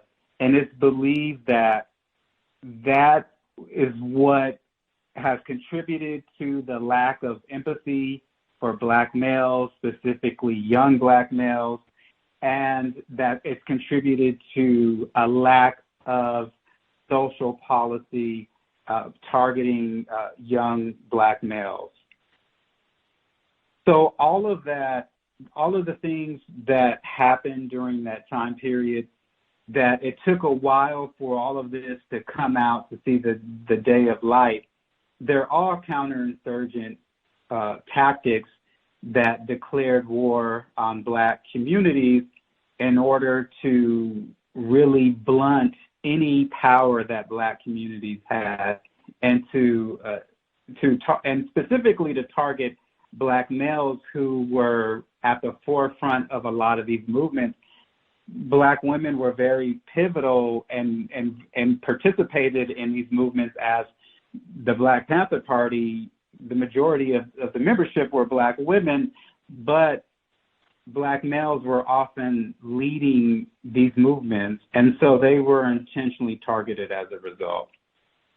You write about that specific targeting right at the end of 169. Feminism in the U.S. has consistently targeted Black men and established its identity in comparison to Black men, which is staggering because the man is white. An identity formed on the basis of caricatures and the mythology of Black male deviance. It is documented that white feminist Gloria Steinem was a CIA agent during the 1950s and 1960s. She received CIA funding during this time, and it is rumored that she continued her CIA ties beyond this period while receiving funding. This funding allowed her to disseminate her feminist thesis in the U.S. and globally. Steinman has described the CIA as liberal, nonviolent, and honorable, in quotes, during her tenure. Interestingly, the CIA was involved in assassinations and assassination attempts of world leaders. Patrice Lumumba again. Soundtrack to a coup d'etat is coming out in a few weeks. It is spectacular. Fidel Castro, while promoting political instability in decolonized countries during this time, like Guyana. In addition, the CIA had infiltrated and placed under surveillance the Black Panther Party.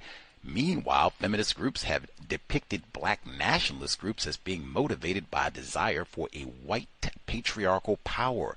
Oddly enough, Steinman was a founder of the National Black Feminist Organization. Imagine that. It is all well documented that the FBI, COINTELPRO, and CIA attempted and ultimately succeeded in halting Black freedom struggle, civil rights, and Black power movements, and disrupting and destroying Black militant groups, Black Panther Party, with some of the tactics including surveillance, police attacks, and murder, incarceration, exhausting of financial resources through protracted court battles, infiltration and disinformation, i.e. state terrorism, espionage, and professional intimidation were used to silence voices of dissent. There has not been any critical engagement in academia or scholarship that seriously analyzes these connections. An ideology that is supposed to be motivated by the liberation of women has been invested in imperialism and white supremacist patriarchy since its inception in the U.S. End of chapter, not the book, but that is a emphatic bang. That is so important, I think, and particularly as you stated, for the context. This is right in the middle. Dr. King, Minister Malcolm X, Huey P. Newton, Fred Hampton. It would just go on and on and on. Medgar Evers. All these people, COINTELPRO victims and assassinated black males being targeted, and at the same time, they're rapists. We gotta have feminism and sexism, and that is really important. I think just for context and how, even in fact, I said it seems like you are conditioned. If you want to get some money, do you want to get some funding? Do you want tenure? You had better be a feminist. I think that is important context to kind of process. Can you add a bit of detail, Dr. Cooper? Absolutely. So what you just read, no one is really engaging in that. It's like, this is the oddest thing. We have a former CIA agent, a white woman, starting a black feminist organization, and there's no real in-depth engagement in that. And then what eventually happens is we have black radical thought, black pessimistic thought that has a long history and tradition. It becomes replaced with black feminist thought. And so what some are indicating, which I believe to be true, is that feminist thought is a counterinsurgency ideology where it prevents radical thought, specifically black radical thought, and it's used in that way. And we haven't had any of those type of people that you mentioned since that time period, right? And those men that you mentioned, they weren't just advocating for black men, they were advocating for black people and black communities. We haven't had anyone like that since then. And the black radical tradition is then replaced with black feminist thought. And so we really have to begin to look at that and really interrogate that and really investigate that. You know, I'm in the mental health field, and so most of the ideas that come out around working with black males are informed by black feminist thought, which is deeply problematic, with the idea that black men have privileged identities and are privileged, deeply problematic. And so I'm having to push back against and reject those ideas. And I'm in spaces where I can guarantee, I have a 90% accuracy rate that if I'm in a certain space, I know, a therapist space where it's all therapists, an organization, a well-known organization for therapists, that I'm either going to hear someone talking about bell hooks or Kimberly Crenshaw or Audre Lorde in relation to black men or in relation to black people. And so the primary, what's informing therapists specifically about black men comes from bell hooks. Bell hooks has no research. Bell hooks has no citation. Everything that bell hooks wrote about is from her own analytical impositions and is deeply problematic. And then there's the second part about black male emotion expression, which is deeply problematic, and it's informed by the C.O.W.S thesis, which is not a research-informed thesis, it's conceptual. And so the idea that black men don't emotionally express themselves, like people are believing these things, and therapists, well-degreed therapists, psychologists, marriage and family therapists, social workers, counselors, And then a lot of the Black social workers believe in post-traumatic slave syndrome, so which is another pathology, Black pathology framework. So you have these beliefs that therapists are having about Black males, about Black people, about poor and working class Black people, and they're very dangerous. And you wonder why many Black people are not seeing these people or wanting to go to therapy, or when they do, they have bad experiences because these therapists are not really speaking to their lived experiences, but they're going by something they read from Kimberly Crenshaw or Bell Hooks or about the cool pose. Wow, that is I see that on a regular basis as well. Wow, that is. How do you apply a theory? It wasn't until I read your book that I saw that Bell Hooks and what she had to say about the Central Park Five, and I was aghast. I went to look to see if she had. Did she recant at some point? My bad. And, let me go back and wow, that is, for people who haven't read the book, you'll have to just go and get to that chapter. But I had not even ever considered Bell Hooks doesn't have citations. Didn't I say that W word? Widespread. You don't need evidence. You can say whatever you want to. Black males are lame, rapists. Look, right on. Just get to it. Get it. I'm including just last question. I just want to include, because you wrote in the book about Philando Castile, privileged Black male, potential rapist, potential looter, who was shot and killed in 2016. Lawful gun owner, in fact, and tried to tell enforcement officers, I'm a lawful gun owner, got it right here, but I'm not trying to loot or rape, and bang, shot and killed him, and, all the over. But you wrote in the book that he was stopped over 49 times. I was staggered. Mm-hmm. That's one, because I didn't know that, even though I knew about that case in detail. It reminded me now, that nonsense, say her name, and that's the way that I framed it for years, because I know it's very the disparity in terms of who is targeted with police violence. But there was a non-white author who wrote a book about racism, ostensibly, and she claimed that she was so impacted by the death of these two Black dudes in 2017, and it traumatized her, and she was fearful in police stops and all of this. And I said, well, 2017? Who are you talking about? Because she didn't name the people. And she went on and named them, and she said, it was Philando Castile and Alton Sterling. I said, oh, okay, well, you didn't name them, one, and then two, that didn't happen in 2017, that happened in 2016. I said, oh, my fault. Now, this is a book that was published, editors and all that. It takes a long time for books to come out. I said, that's what I mean. You're going to come out and tell me that we got black male privilege, you get every hashtag. You can't even say their name.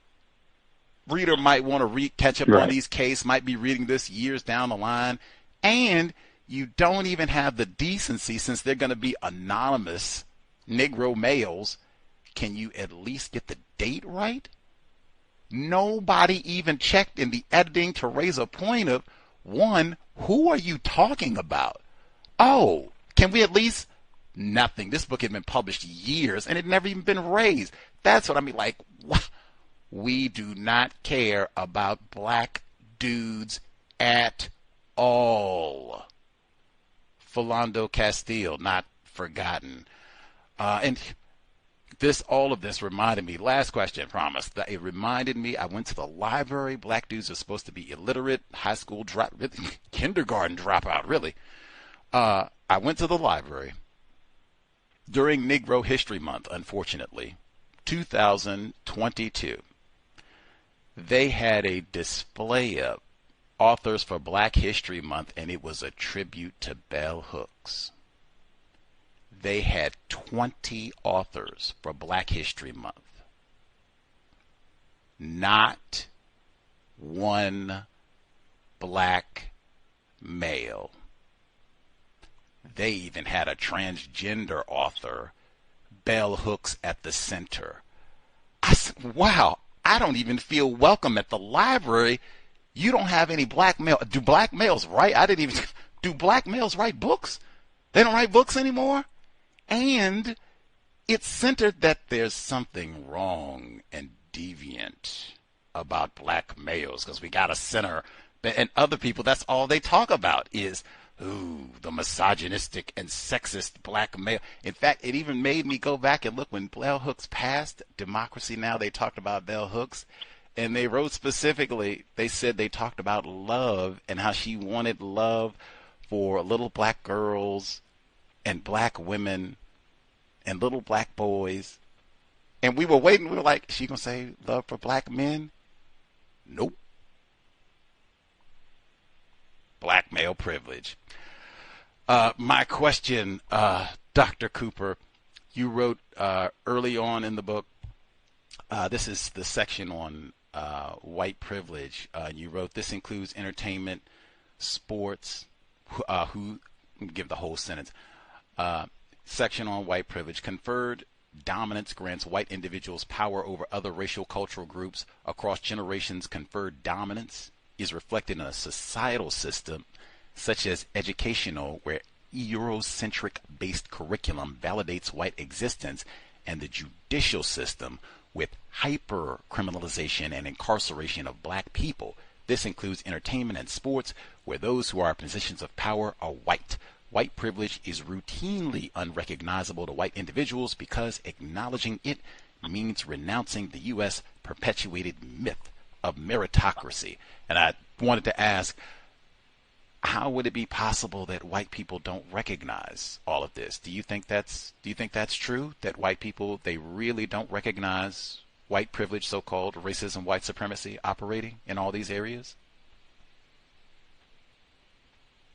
They might, or they might not, but why would it matter to them? They get to live comfortable lives. They get to live lives where they don't have to worry about the police. And so why would it matter?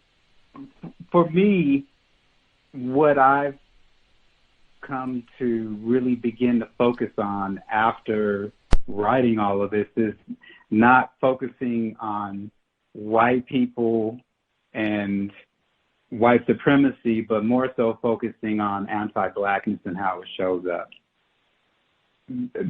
I think we've focused on white people and really attempting to do some sort of psychic scan, and it's a waste of time. I think we really need to begin to focus on anti-blackness and its manifestations.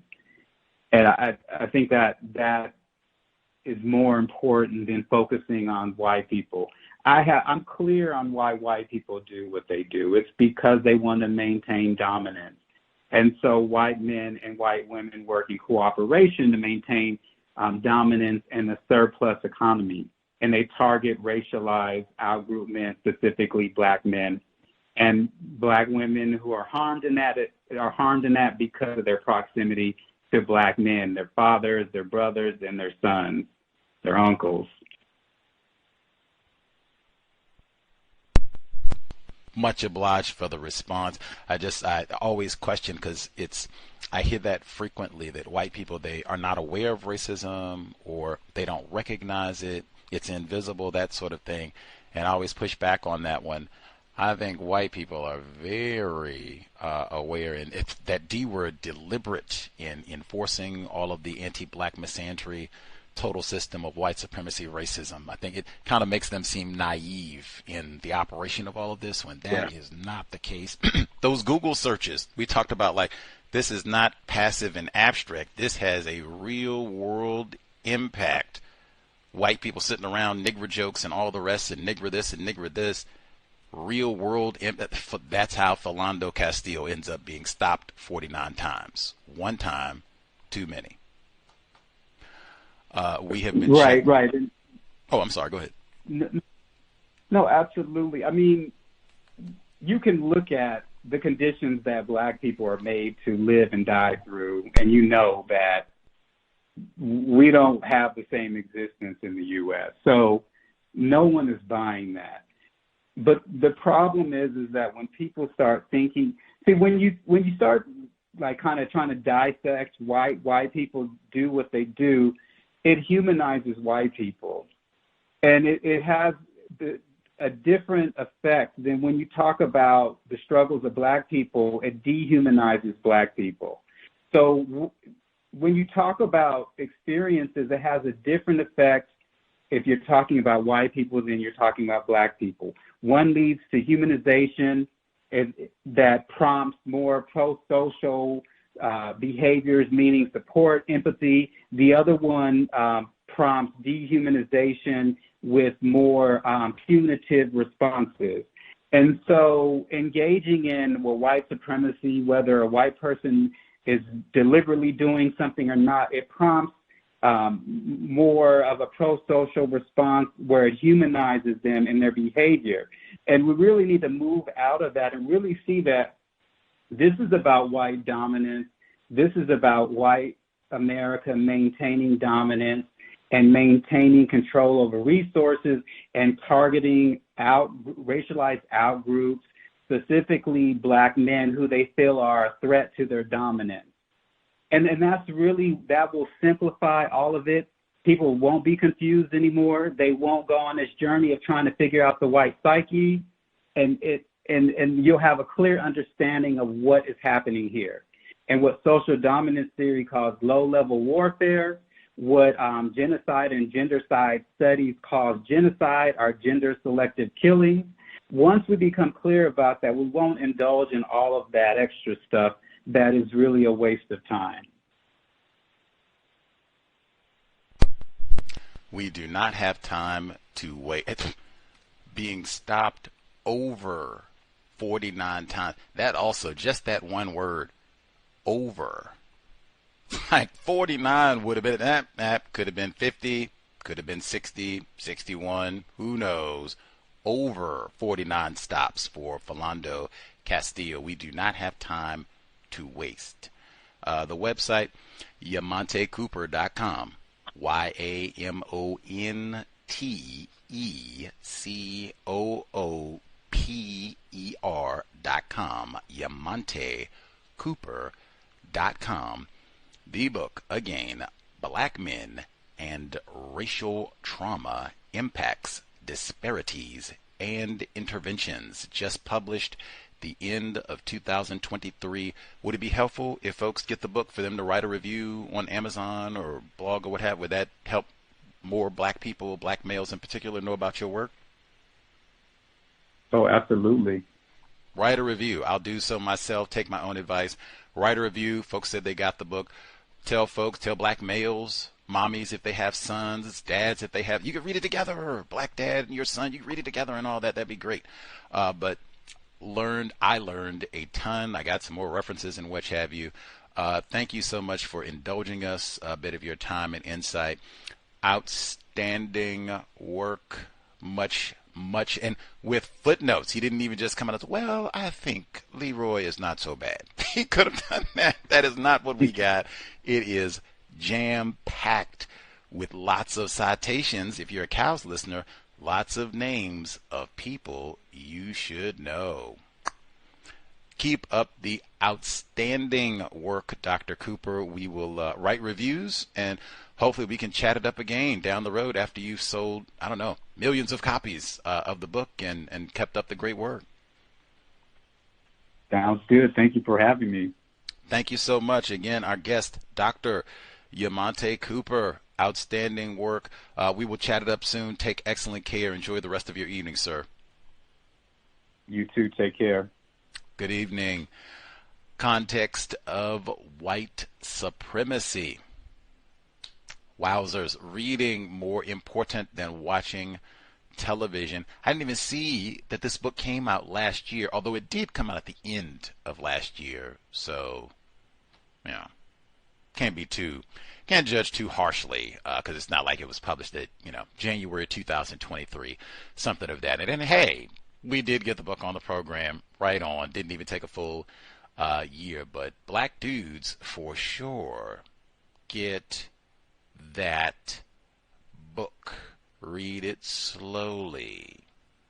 even check out the footnotes. We'll take a brief pause. I was so staggered seeing Patrice Lumumba, even the CIA. Oh, I was going to ask him about Jonestown. I was going to ask him quickly if he, Jonestown. Oh, he's in California too, Jonestown. Any hoodles. But that is wild. The timing of all of it, for just Peter Buxton to just pass away last week, whistleblower Tuskegee syphilis experiment, which is mentioned in this text, and then that's right there with Jonestown, contemporary events. Wow, it is time. And then the CIA infiltration with feminism and all of that. Jim Jones would have easily in that, and all of this is to neutralize black people and black males specifically. In fact, that was in the letter of 8, or the Gang of 8, excuse me. When they left, they said the People's Temple castrating black males. Didn't we hear all those audio clips of Jim Jones talking about castrating? Jim Jones talking about chopping off people's penises, frying them and eating them. Fried pricks, that's what he said. Jeff Dahmer. President Trump. See, I got ahead of myself. Former President Trump, maybe once again, he mentioned Hannibal Lecter when he was in Milwaukee, where they have perfected the science of locking up Negro. Man, they are so mad. Rob from formerly Wisconsin, now in California, they are so mad he escaped. Oof. We had a dungeon. It was just, ooh. You come back to Milwaukee if you want to. Step foot across state line if you want to. We'll take a brief pause, see if folks have thoughts, what they heard, make a few notes, and then set up. I think I picked the next book, but I said Tuesday, so I still have 24 hours to ponder, and then I'll post and let people know what we will be reading next in the Catherine Massey Book Club. We'll take a quick pause. Man, I was going to make this the audio to begin the program. I just didn't, because Professor Athena Matua, legal scholar, victim of white supremacy. Whew. It was a lot I could have played from that segment, but I thought that was important because she was referenced in the text. Anyway, we talked about the Port Chicago Mutiny from 1944, World War II, privileged black males. We talked about they finally got a pardon, posthumously, of course, all of them deceased now, but they got this pardon, and they had these black males working U.S. Army, World War II, loading bombs. They end up having a massive explosion. I think almost 300 people end up being killed, many of them black dudes unsafely loading these bombs. And then you end up with the Port Chicago 50, who's so-called mutiny just because they don't want to go and do this dangerous work and be killed for the amusement of race soldiers, literal race soldiers. There's an audio documentary on this, the Port Chicago 50. Wow, it is stunning. Just you get to hear directly from these privileged black males and what they experienced, what led up to all of this, the fear that they had. One of the more telling moments in the segment, I thought, they're speaking to one of these black guys, and he said that for the 50 that refused to go load bombs, they were convicted of mutiny. They could have been executed. We were in World War II. They could have been executed. Treason.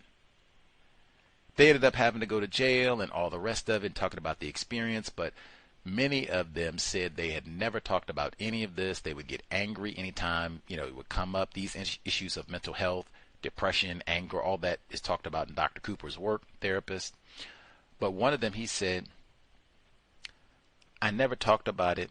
I got to the point that I would get angry and I began to hate the other race. He didn't say white people. The other race.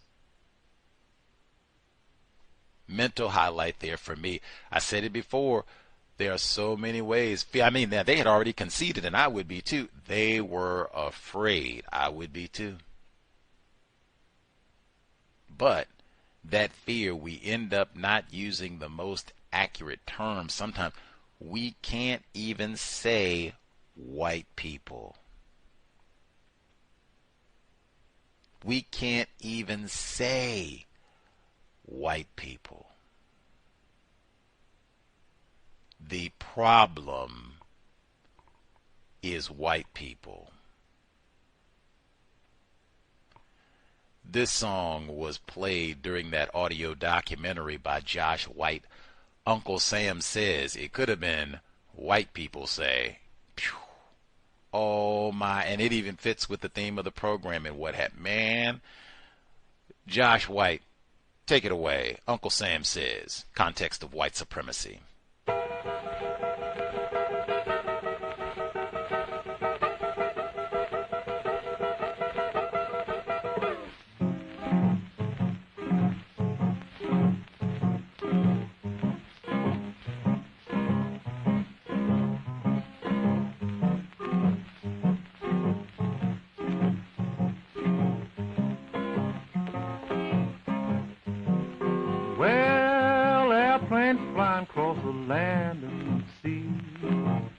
Everybody flying but a Negro like me. Uncle Sam says, your place is on the ground. When I fly my airplanes, don't want no Negro round. The same thing for the Navy when ships go to sea. All they got is a mess boy's job for me. Uncle Sam says, keep on your apron, son. You know I ain't gonna let you shoot my big Navy gun. Got my long government letters, my time to go. When I got to the Army, found the same old Jim Crow. Uncle Sam says, 2 camps were black and white. But when trouble starts, we'll all be in that same big fight.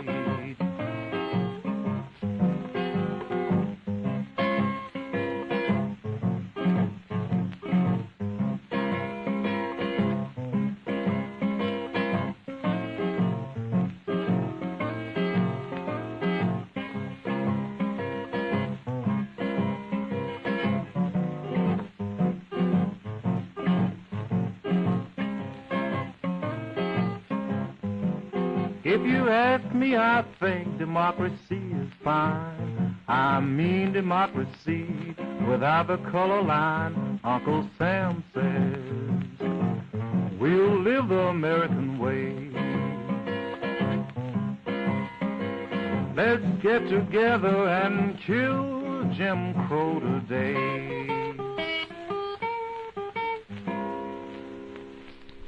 Context of white supremacy. Listener-supported, counter-racist radio. Invest if you think the program is constructive. Hit the blog racism-notes.blogspot.com.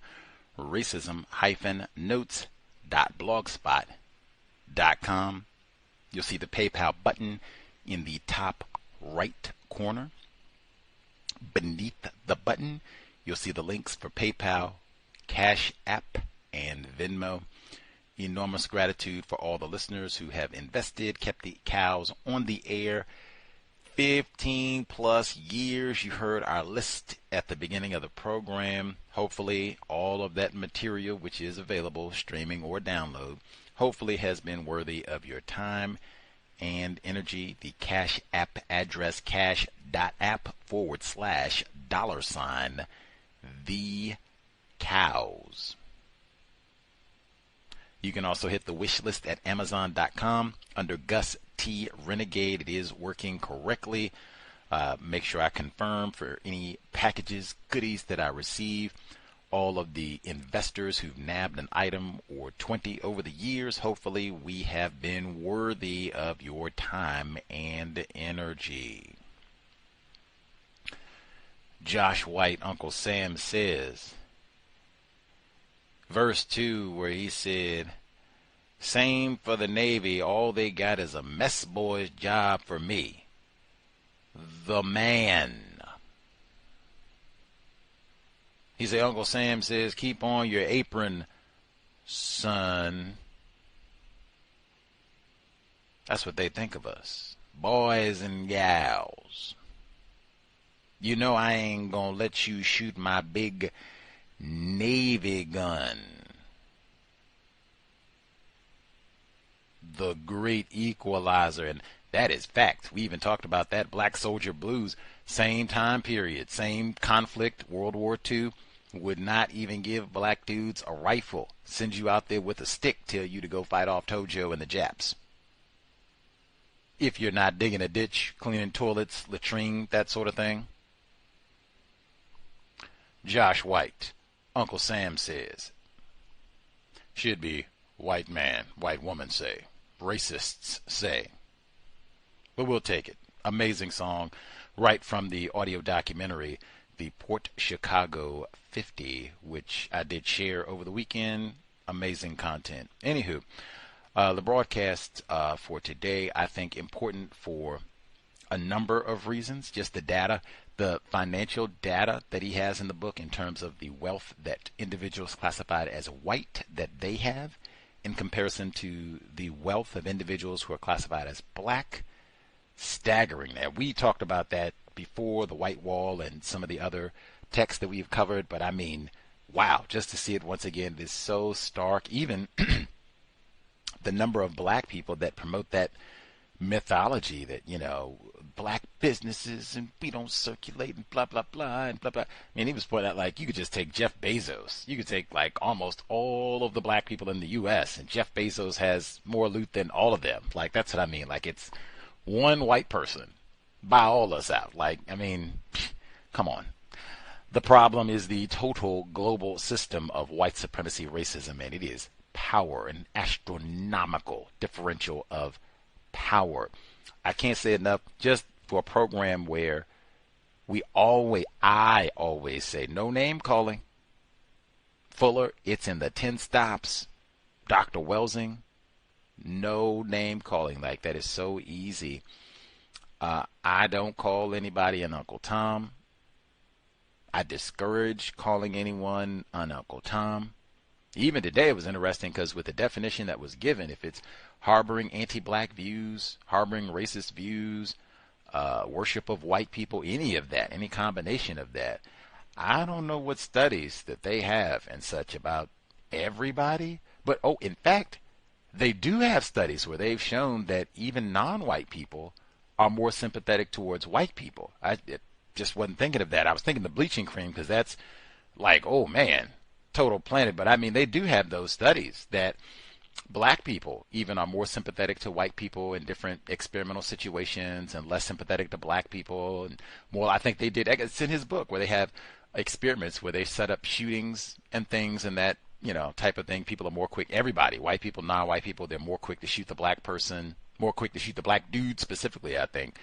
But the bleaching creams, I think there's so many manifestations that everybody, if you are classified as not white, you are conditioned, trained, terrorized into accepting the system of white supremacy racism and those racist beliefs. It's in the fair, how your hair is supposed to look, how your skin should look, all of it, how you should talk, everything, who you should have sexual activity with. All of that is going to be influenced by the dominant system in the known universe, the system of white supremacy. So, yeah, I don't know anybody. That's it. I don't know anybody who can truthfully say, no, doesn't have any impact on my thinking, and I don't have any racist views and all of that. I mean, that would be, who is this person?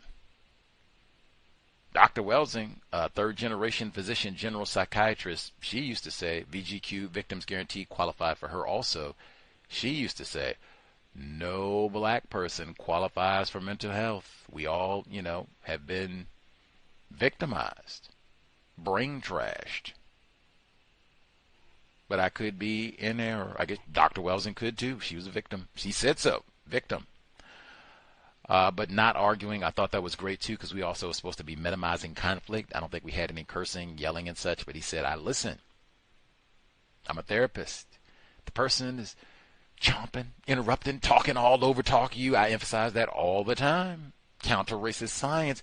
You don't interrupt and talk all over top of people just because you get excited or an idea comes to mind that, now, Leroy, shut up, I'm ready to talk. Shut up, Leroy, shut up, I'm ready to talk, I'm ready to talk. That's not counter-racist science. I say that all the time. Repeat it. I have to say that. Remind people of that all the time. But he said, I listen.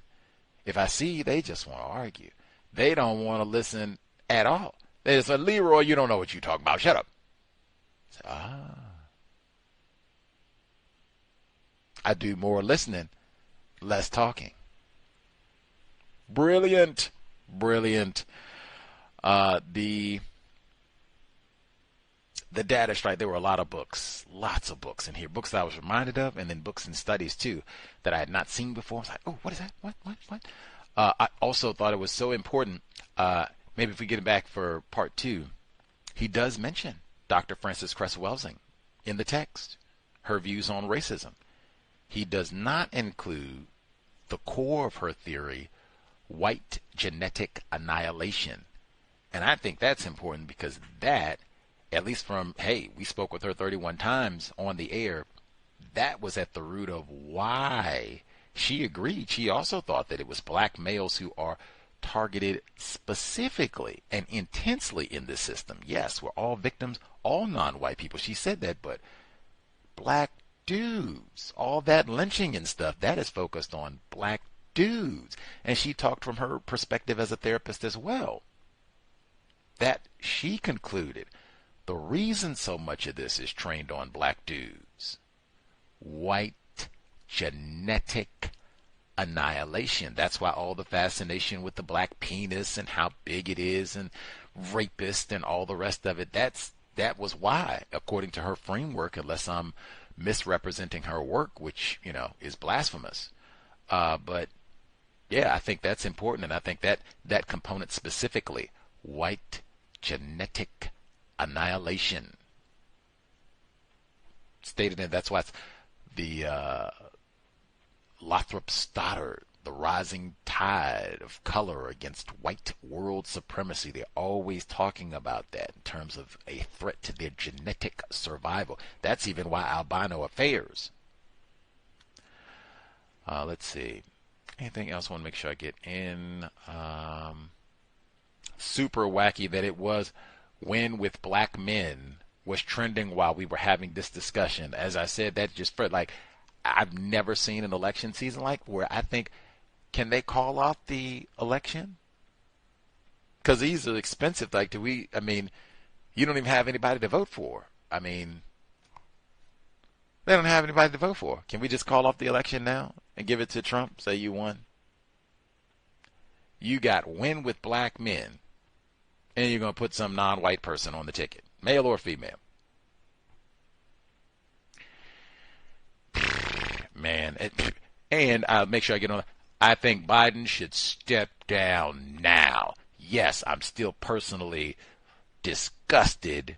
The only time we ever missed an election, 2020, when I say missed, inaccurately predicted who was going to win a U.S. presidential election, is 2020. I was ready to be out there with January 6th insurrectionists just on that alone. All of this, for that to happen, for us to get to this point where you are so lame, President Biden can't even finish out his re-election bid. You got to quit in July? That just further lets me know that, yes, you probably did not win the first time around, and you did cheat, and you are super like the lamest of lame duck, like July lame. They have, repugnant.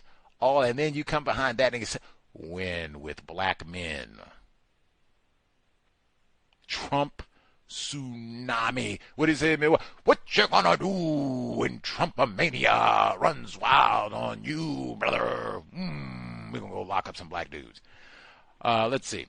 Folks who have a thought, observation to share what they heard from Dr. Cooper, the number 605-313-5164, the code 564-943 #, press star 61 if you would like to participate. That was one other question I was going to ask. Man, we just talked about black people reading because I said this about Dr. Curry's text, The Man Not. Is this accessible to black dudes? I wish I'd asked that. Is this accessible like the regular Leroy? Devontae? I've been kicked out of school.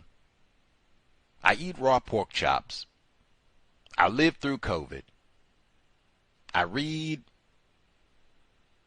at a 10th grade level, maybe. Can I read this book?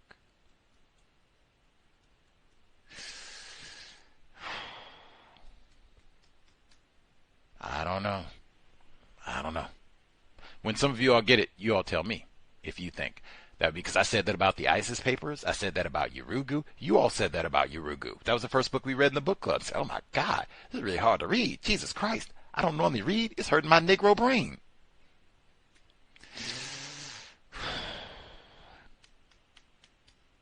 We'll have to see. That if we get him back for number 2, well, and then some time will have passed, we'll be able to see. That would be one too. Like, so if we got Negroes who read, this book was published in November of last year. Nobody told me about this book. Nobody called in to say they had already read this book. Written for black dudes. I don't know what type of media campaign, but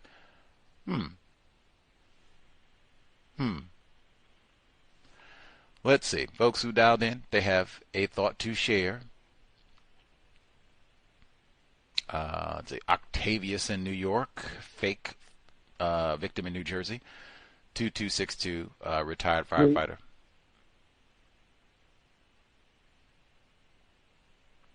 May I be heard? Yes, sir. Yeah, I think it's good to have his work. I think it really expands and broadens the space that other authors have been trying to get into. I think Dr. T. Hassan Johnson is doing that. The book you mentioned, Measuring a Man by Melissa Stein, I have that book. I still haven't gotten to it yet. As far as the reading difficulty, I mean, I'm curious. When I purchase it, I'll see and I'll find out. But definitely, I would say Dr. Curry's book was a little challenging.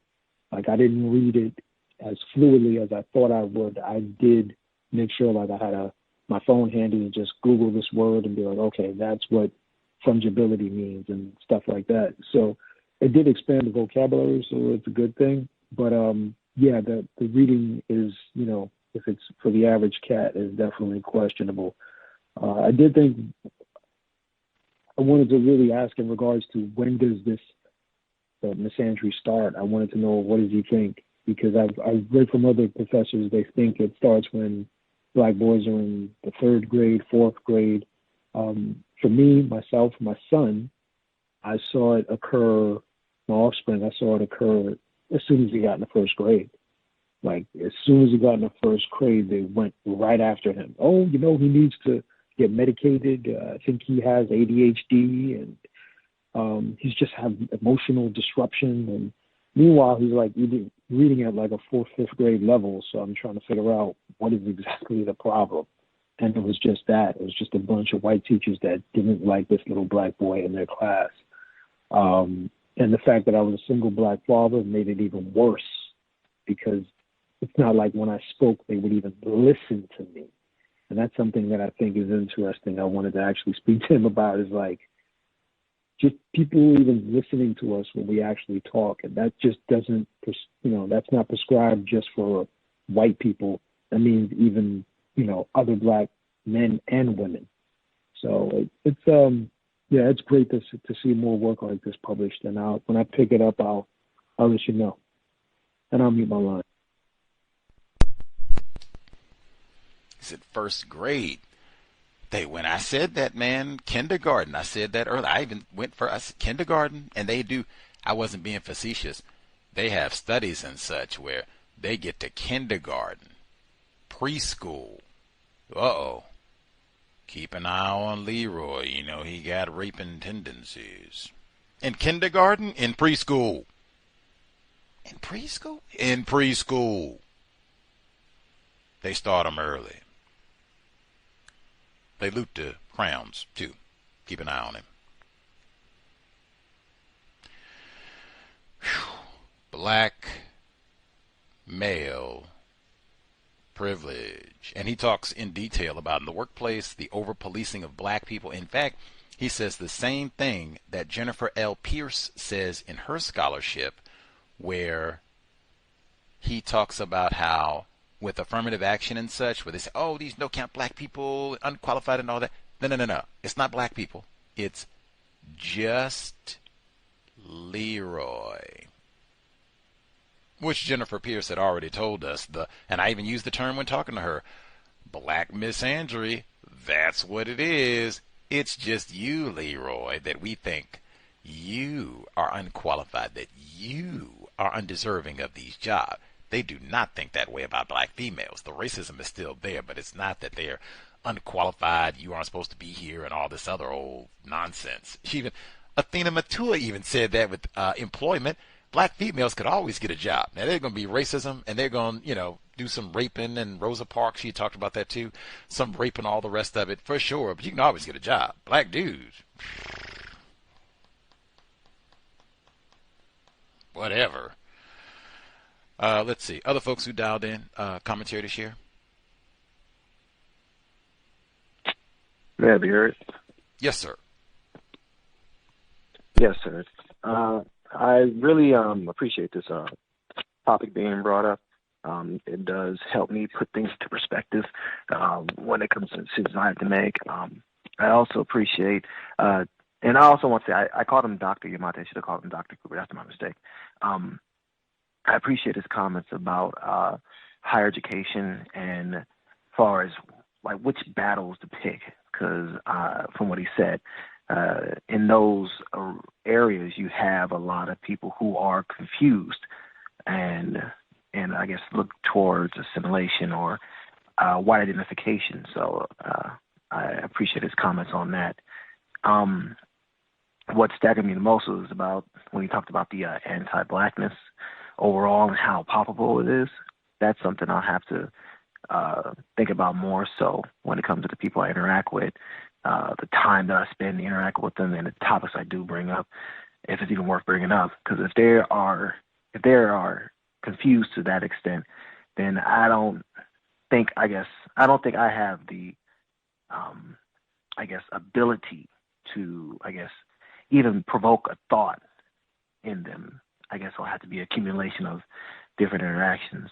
But I've already selected this book for my next book to purchase, so I'll be picking it up in due time.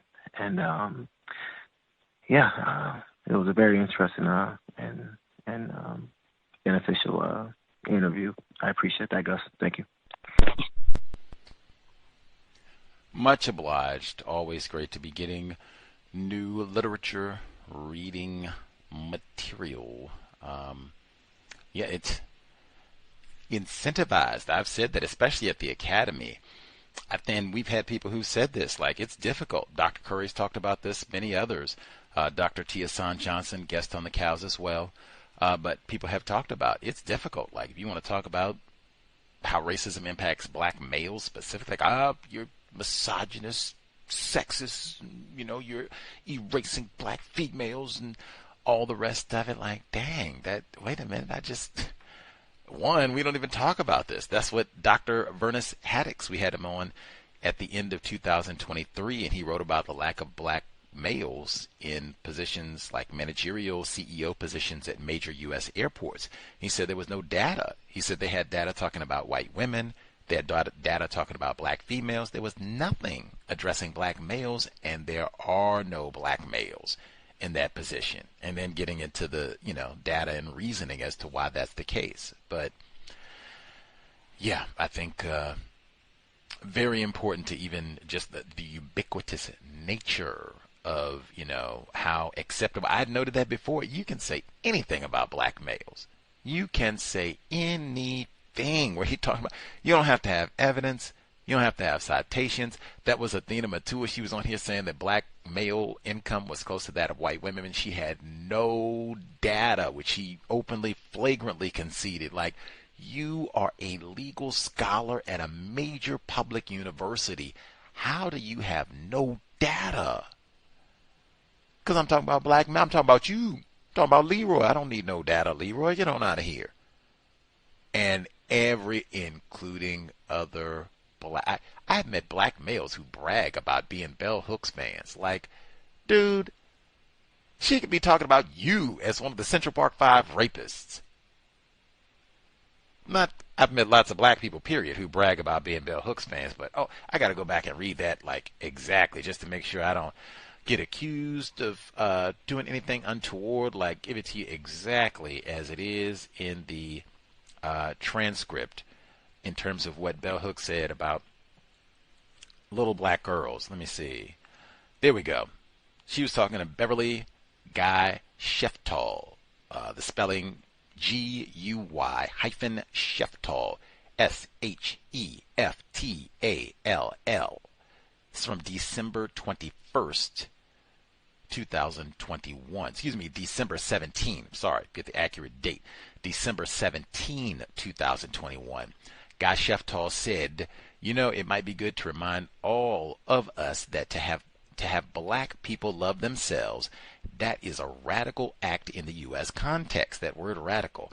And it's not just black women. She wanted little black boys to love themselves. She wanted little black girls with so-called nappy hair to love themselves, which is why she wrote that book about being nappy. She might think about love as a sort of innocuous, trivial, non-political project, but she knew that loving ourselves, all people, but particularly people of color and black people in the U.S., to love ourselves is a radical act, and that's one of the favorites.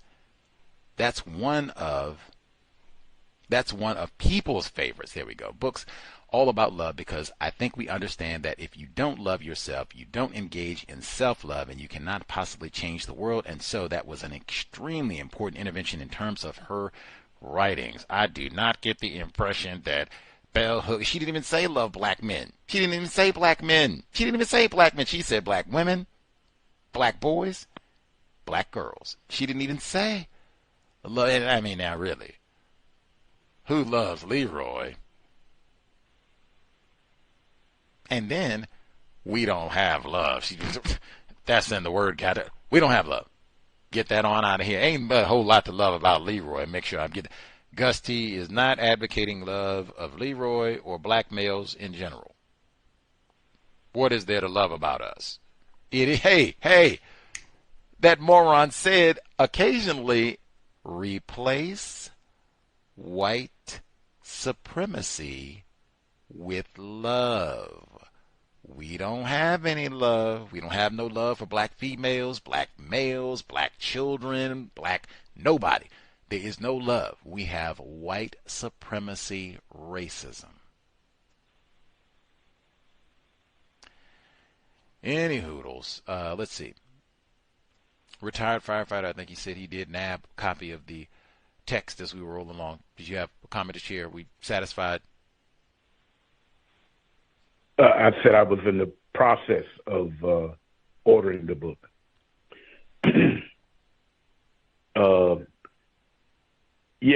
I'm looking forward to read and study the book, and I'm up for the challenge. I was just thinking that the book probably would be a lot accessible to that particular class. I think he was talking about. He used a term called bourgeois and upper middle class, something like that. He was stating, but I'm going to read it and study it, and that sort of thing.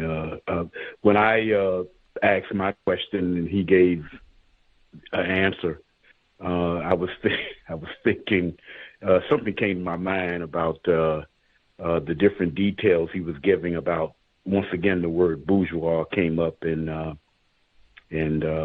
think upper middle class. I could be wrong, but I think upper middle class, that sort of thing, in describing that quote unquote type of person.